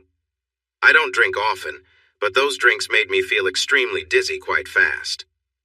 Jo doesn't drink, and she ended up feeling even worse with just 2 cooler drinks and a soda. I remember being too tipsy to dance, so we returned to our table, and I don't recall much after that. Chris, I know you blame my parents for letting us go with those older men, but honestly, I just wanted to be close to my cousin again. We really didn't expect to meet those men, and you know Jo and I aren't the type to hang out with people like that. Chris looked at her, then at her parents, and then back at her. I was wrong to accuse them the way I did, and I'm sorry for how I acted that night. Mr. Ellison stepped forward and shook his head. No, Chris, you don't need to apologize for what happened. First, you were right. If we were going to let the girls go with Donnie, especially after his dad warned us about him, we should have gone with them or at least checked on them. Second, both girls were in serious trouble, and you had just gone through a tough situation when they were in danger. I foolishly assumed that Donnie was trying to help. When we showed you his picture and you identified him as someone involved, Stephanie and I were shocked and heartbroken. Since then, we've thought about how you must have felt, and we understand why you were so upset. We want to apologize for our harsh words and actions and hope that you'll be there if our daughter ever needs help again. You saved her just like you saved Jo, and we are incredibly grateful for that. If you can forgive us, we'd like to do anything we can to make it up to you, Jo, and your family. Sir, you don't owe me anything, but if you can forgive my actions, it would mean a lot to me. Mrs. Ellison, I'm really sorry for hurting you like I did. Mr. Ellison, I appreciate that you didn't hit me when I lost my temper. You had every right to do so. Mrs. Ellison stepped toward him with her arms open and asked for a hug. He agreed, and she smiled up at him. Thank you, Chris, for rescuing our girls from our mistake. Mr. Ellison stood just behind her, smiled, and joked. I have a feeling I'd be in the hospital if I had hit you, but I appreciate your words. Thank you for bringing our daughter back to us. We're happy to trust her with you any time. Just knowing you're in Fort Worth makes us feel better about her going to TCU. Chris felt a bit shy about being called a hero, but he was glad to leave the bad feelings behind. He knew that Kate's intentions were innocent, so he held out his arm toward her. She ran to him and joined her mom in giving him a warm hug and thanking him. After they finished, Stephanie turned to Deborah and said, I don't know what you feed him, but he's as strong as a very tough rock. Oh my goodness! She waved her hand in front of her face, trying to feel cooler, and all the women laughed with her. You should dance with him, Stephanie. He moves effortlessly on the dance floor. I feel so light when he takes charge. I would love to try that, and I want to treat all of you to dinner at our favorite restaurant, and then a night of dancing at a quieter club tomorrow. It's on us. Can you all make it? Jo and Kate whispered and smiled. Then Kate said, We'll go, but only if one of those charming guys will watch our drinks while we dance. Donna put her hands on her hips and said, I'll only come if you invite Joey and Sal, the 2 friends from Tuesday night who helped Kate. Joey and Sal felt shy about being called heroes, but they happily accepted friendly kisses and firm handshakes from the women and men. They shared warm hugs with Chris and patted each other on the back, calling each other tough guys. Everyone enjoyed the moment and knew it was true. The next morning, they skied for an hour and a half, had lunch, rested, and then went for another short ski run, being careful not to push Jo and Kate too hard. That night, after a lovely dinner, Chris danced with Stephanie and the other ladies. They mostly played ballroom music, so Joey and Sal needed some help learning to dance, but they were quick learners. Chris noticed Trey talking to the band leader during a break, but he didn't think much of it. The band sounded great, and he wanted to tell them that soon. When Trey returned, he whispered something to the 6 parents, who all looked at Chris. What was going on? Now, we are going to play a special request, and it's for 2 fantastic dancers. Jo and Chris, will you please join us on the dance floor? Feel free to join them if you want, but trust me, you won't want to miss this show. As Jo and Chris stepped onto the empty dance floor, the band started playing La Comparsita, one of the best tango songs ever. Jo smiled at Chris. Ready to impress them? Chris smiled back. They are in for a treat. especially with that outfit you're wearing." She blushed and joked, "Knowing Kate, she's probably streaming this live for everyone to see when we get back to the table." They moved on to the dance floor perfectly in sync with the music and put on an exciting performance. They received a standing ovation and cheers for an encore. The band leader raised his hands and Chris asked Joe what they should do next, shouting, "Cha-cha!" That brought more cheers, and they heard Trey yell, "Jitterbug!" to the band leader. They danced for a while, then invited others to join them. Soon the dance floor was full and as lively as the other dance hall had been. Chris and Joe slipped back to their table to grab their drinks. Dan, who was in charge of overseeing the drinks, cheerfully said to them, "You two are a great pair on the dance floor. That was a lovely mix of rhythm and fun, and I mean that in a good way."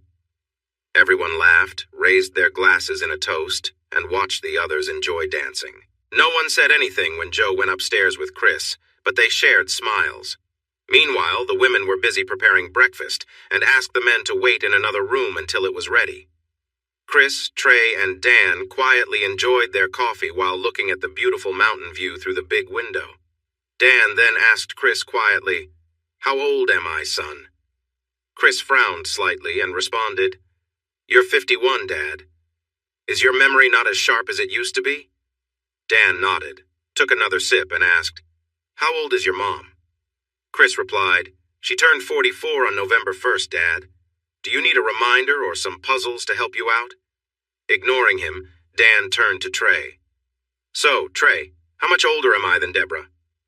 With a serious look, Trey answered, "About 7 years, Dan. Did you know I'm 6 years older than Sandy? Sure, she looks younger, but most people don't realize or they think she's my younger partner." They both took sips of their coffee, looking innocent, but Chris just thought for a moment. "Okay, I understand, but she's only 18. Your mom was 19 when we got married, Chris. Trey? Sandy was 20, just barely." They turned back to Chris. "Well, oh no, you're spoiling my big plan." They all smiled and continued sipping their coffee in silence. After a delicious breakfast, they agreed to stay another day to make up for the time lost. Kate and Joe's health had stabilized, and it had been 24 hours since their release. They put on their ski gear and went over to the Ellisons to join them for a morning run.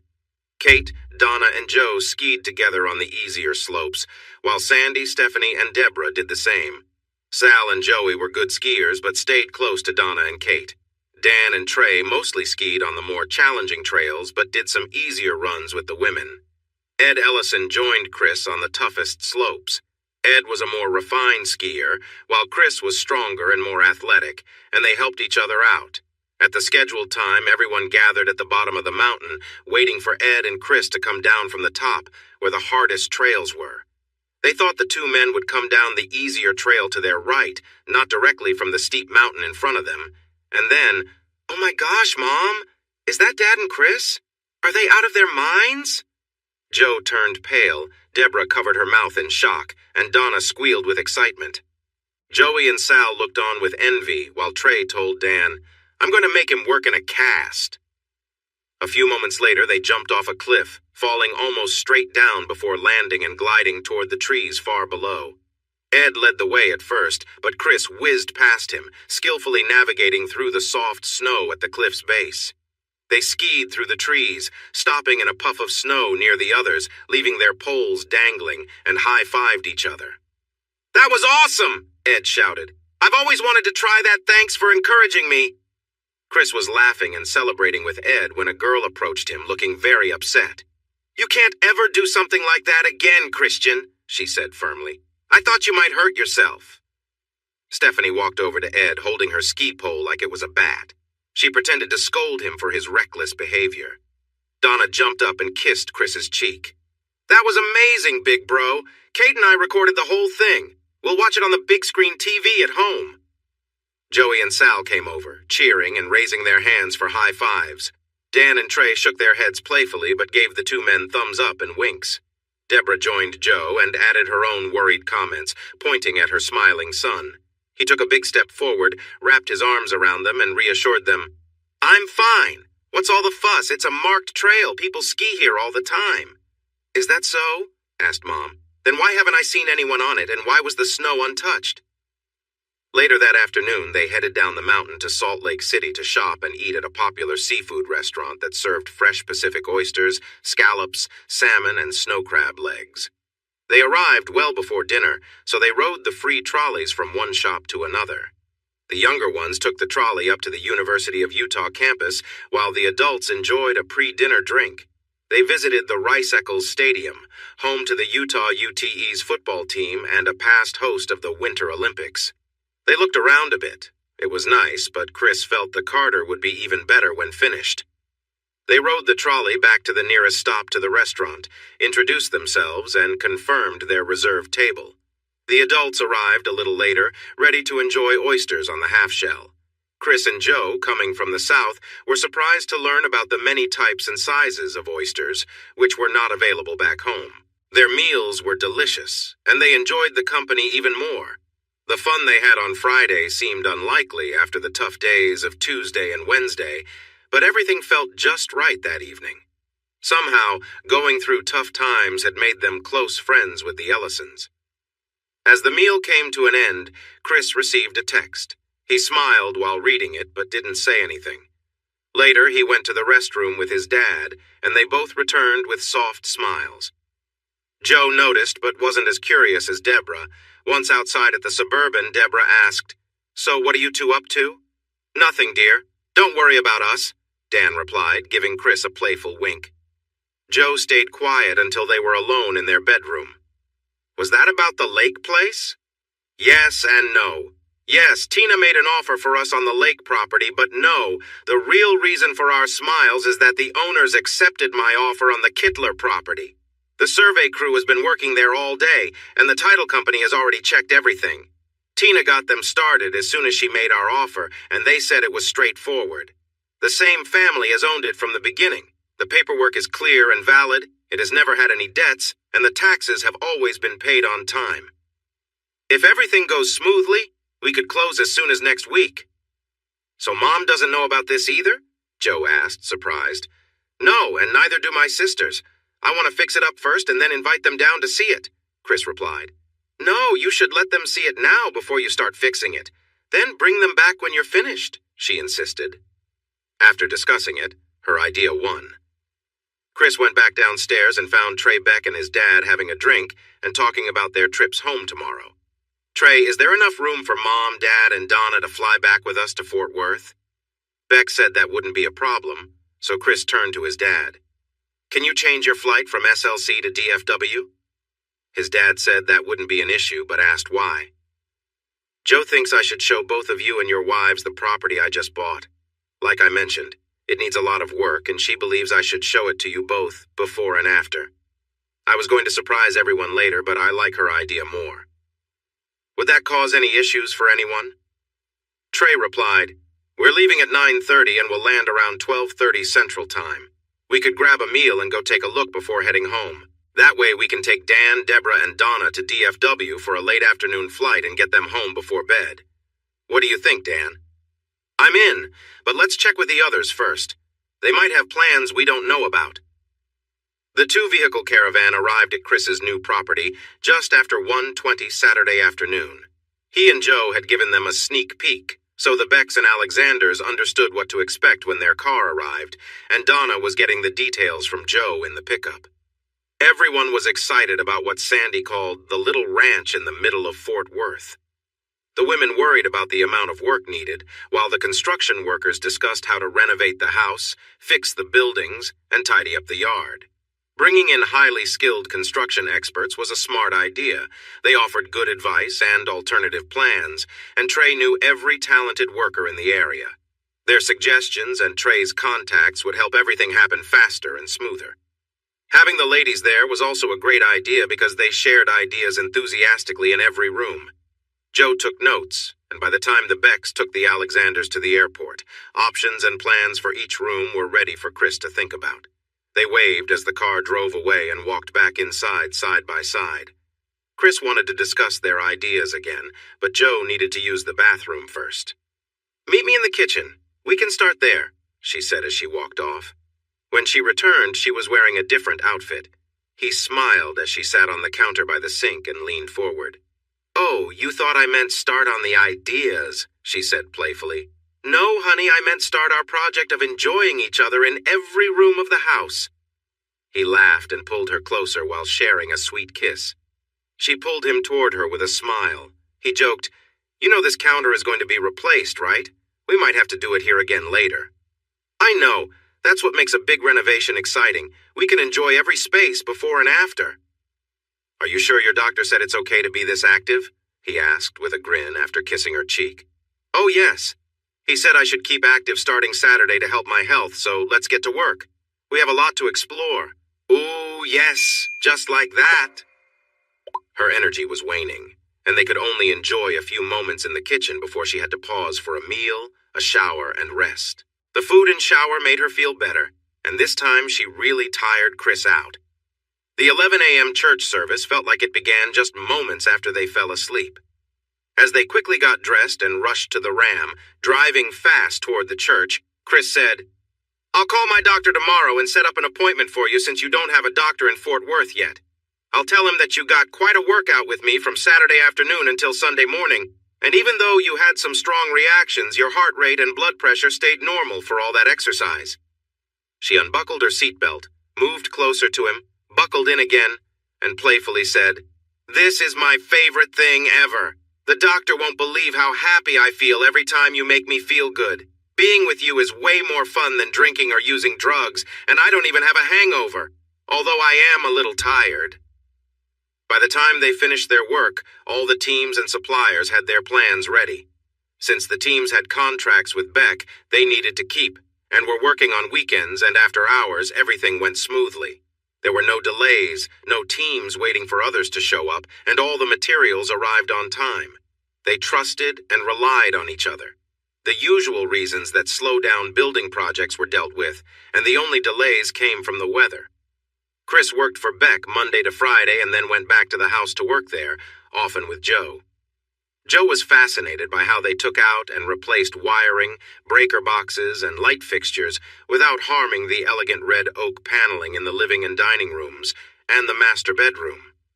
The plumbers managed to use specially designed areas to replace old pipes without damaging the walls and woodwork. The wooden ceilings needed some repair before they could be restored, but they were able to save and fix the beautiful carved and gold-decorated molding around the living and dining room ceilings.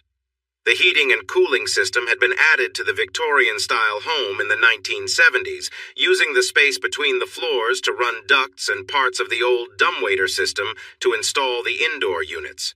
The old systems were taken out, and new energy-efficient ductwork and units were put in. Skilled painters wearing masks stripped away many layers of old paint and stain, revealing the beautiful red oak underneath. After that, they applied oil and sealant to protect it. The foundation was strong, but Chris wanted to make it even more stable, so he had extra support added. Then he let the team work on the hardwood floors. Though the house looked like a Victorian home from the outside, it had larger rooms than usual for that style and came with spacious closets. The closets, bathrooms, and kitchen were updated to be more modern, while still keeping the house's original charm. Each room was also fitted with plenty of electrical outlets. Chris found replacement chandeliers through the internet and social media. With their help, he acquired beautiful chandeliers that perfectly matched the house.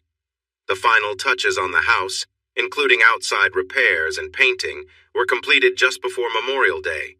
This allowed Chris a month to move in and get settled before he had to leave for a year. Joe finished her exams in early May, and on May 10th, her parents and both sisters came down to help her shop for curtains, rugs, and furniture. The master bedroom was the first room completed, and Chris, with help, furnished it with his chosen items. Everything in that room was well used before the guests arrived. Chris gave his girlfriend, mother, and sisters a generous budget for furniture. Deborah also contributed to make sure the grand old lady, as she loved to call the house, had everything needed to be a beautiful place. The Alexanders stayed for 10 days to help with various projects, including arranging the furniture perfectly. This often took several attempts to get it just right. On Saturday, Chris invited his dad to go fishing at a nearby lake, so they spent most of the day there while the women hung drapes and curtains.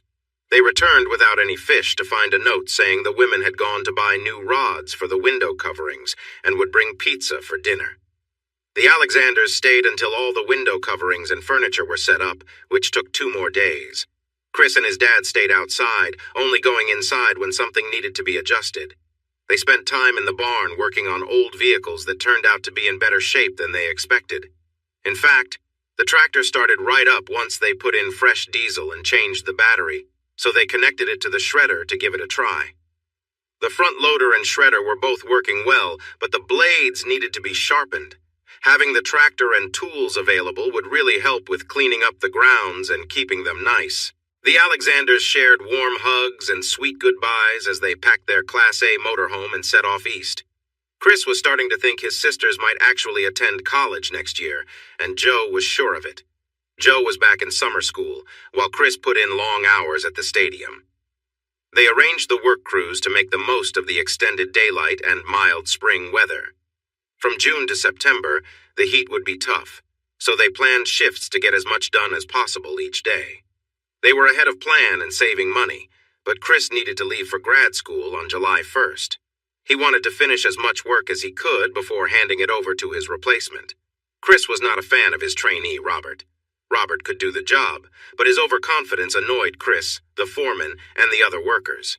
However, since Robert was chosen by Trey Beck, Chris decided to keep quiet and do his work. That was until the Becks held a catered Memorial Day picnic at an event center by Lake Worth for all the workers and their families. Joe had done a great job supporting Chris throughout the renovation. She kept her 4.0 GPA, but skipped out on parties to help him with the house. She had a knack for design, knowing instinctively what would look good together. She studied restored houses online to ensure their choices matched perfectly. The Memorial Day picnic was the first time Joe and Chris could enjoy a social event together in ages, and she was thrilled. Everything she wore, from her swimsuit cover-up to her sundress, was suitable for the gathering. As usual, the challenge was how great she looked in all her outfits. Robert noticed her right away when she arrived with Chris. While the workers didn't care for him, the women in the office thought he was attractive. He smiled and asked one of them, who was almost fawning over him, if she knew whether Joe was Chris's wife. The woman replied that she didn't know much, just that Chris met her in Arkansas, and that she was thought to be very close to him. Robert shrugged and seemed to shift his focus to the woman nearby, but he kept watching Joe. He felt a strong desire to get to know her better, and he planned to make his move that night. Unbeknownst to Robert, Chris didn't like him much, especially when it came to Joe. If Robert had known better, he might not have tried so hard to impress Joe while she was in the swimming pool, and Chris was chatting with some important people, including the owner. At first, Joe was nice to him, but she stepped back when he moved from friendly flirting to more forward behavior. When he didn't stop, she got out of the pool, put on her cover-up, and went to sit with the owner's wife. Robert then realized he needed to think differently about Joe and change his approach. He got out of the pool, put on a t-shirt and sandals, grabbed a beer, and wandered around until he found Sandy Beck and Joe sitting on chairs. He asked if he could join them, and Mrs. Beck welcomed him. She introduced herself and Joe and started asking him questions. He was happy to share about himself, excitedly talking about his achievements as a high school and college athlete, his academic success, and his work at a smaller company. He hinted at his charm when Sandy asked about his relationship status. Smiling at Joe, he said, "No, I'm not married at the moment. I believe some men are meant to bring joy to women, and that's who I am." Sandy then asked him to grab Joe a cold drink and herself a wine cooler. He eagerly agreed, seeing it as a chance to show off his fit physique, and he jogged off to fetch their drinks. He thought this would be easier than expected. Joe seemed to enjoy listening to him. Once he was out of earshot, Sandy said, "He really thinks a lot of himself, doesn't he?" "If you mean he's a bit full of nonsense, then yes, I completely agree," Joe replied, and she told Sandy about how he acted in the pool. Sandy laughed and said, "Someone should probably let him know Chris doesn't like it when guys flirt with you, but it could make the party more interesting. From what I hear, he's not the favorite among the guys, so if Chris steps in, it might just add to the story." Joe didn't like the idea of Chris getting into a fight with Robert, who was strong and had a sports background. What if Chris got hurt? As soon as Robert returned with the drinks, Jo excused herself and walked straight over to Chris, giving him a warm greeting. Sandy saw Robert's surprised look and quietly laughed to herself. She didn't really want to fight, but watching Robert get put in his place would be entertaining. Trey told Sandy that he was the spoiled son of a fraternity brother looking for a fresh start away from California, so he was hired on a trial basis. Sandy doubted that the trial would work out. Trey had strong feelings about people who got involved with others who were married, and office gossip suggested that was Robert's main focus. Jo convinced Chris to go swimming, and they played around in the water like close friends do. After that, they changed into shorts and t-shirts to join some workers and their spouses for horseshoes and cornhole. They lost more games than they won, but they enjoyed a lively game of volleyball with another group and performed better in the sand. Robert kept trying to impress Sandy until she grew tired of him and returned to her husband, Trey. Not welcome among the construction workers, Trey wandered back to the office staff where he upset the husbands of the women he flirted with openly. He quickly became unwelcome but found a couple of plain single women who seemed open to his flirtations, so he moved on to them. Then he noticed Jo walking toward the restroom with a dress in her hand. He excused himself from the women by saying he wanted to clean up and changed into shorts before following Jo.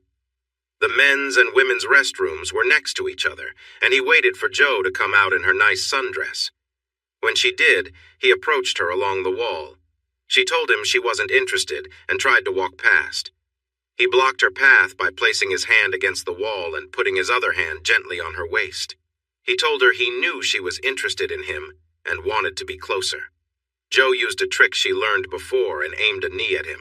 Unfortunately, he moved just enough that she hit his thigh instead. However, it was enough to make him let go, allowing her to run around the side of the building.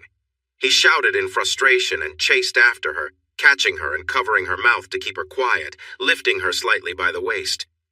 This wasn't his first time facing resistance, so he stepped away from the crowd and set her down, trying to persuade her that she wanted him just like he wanted her.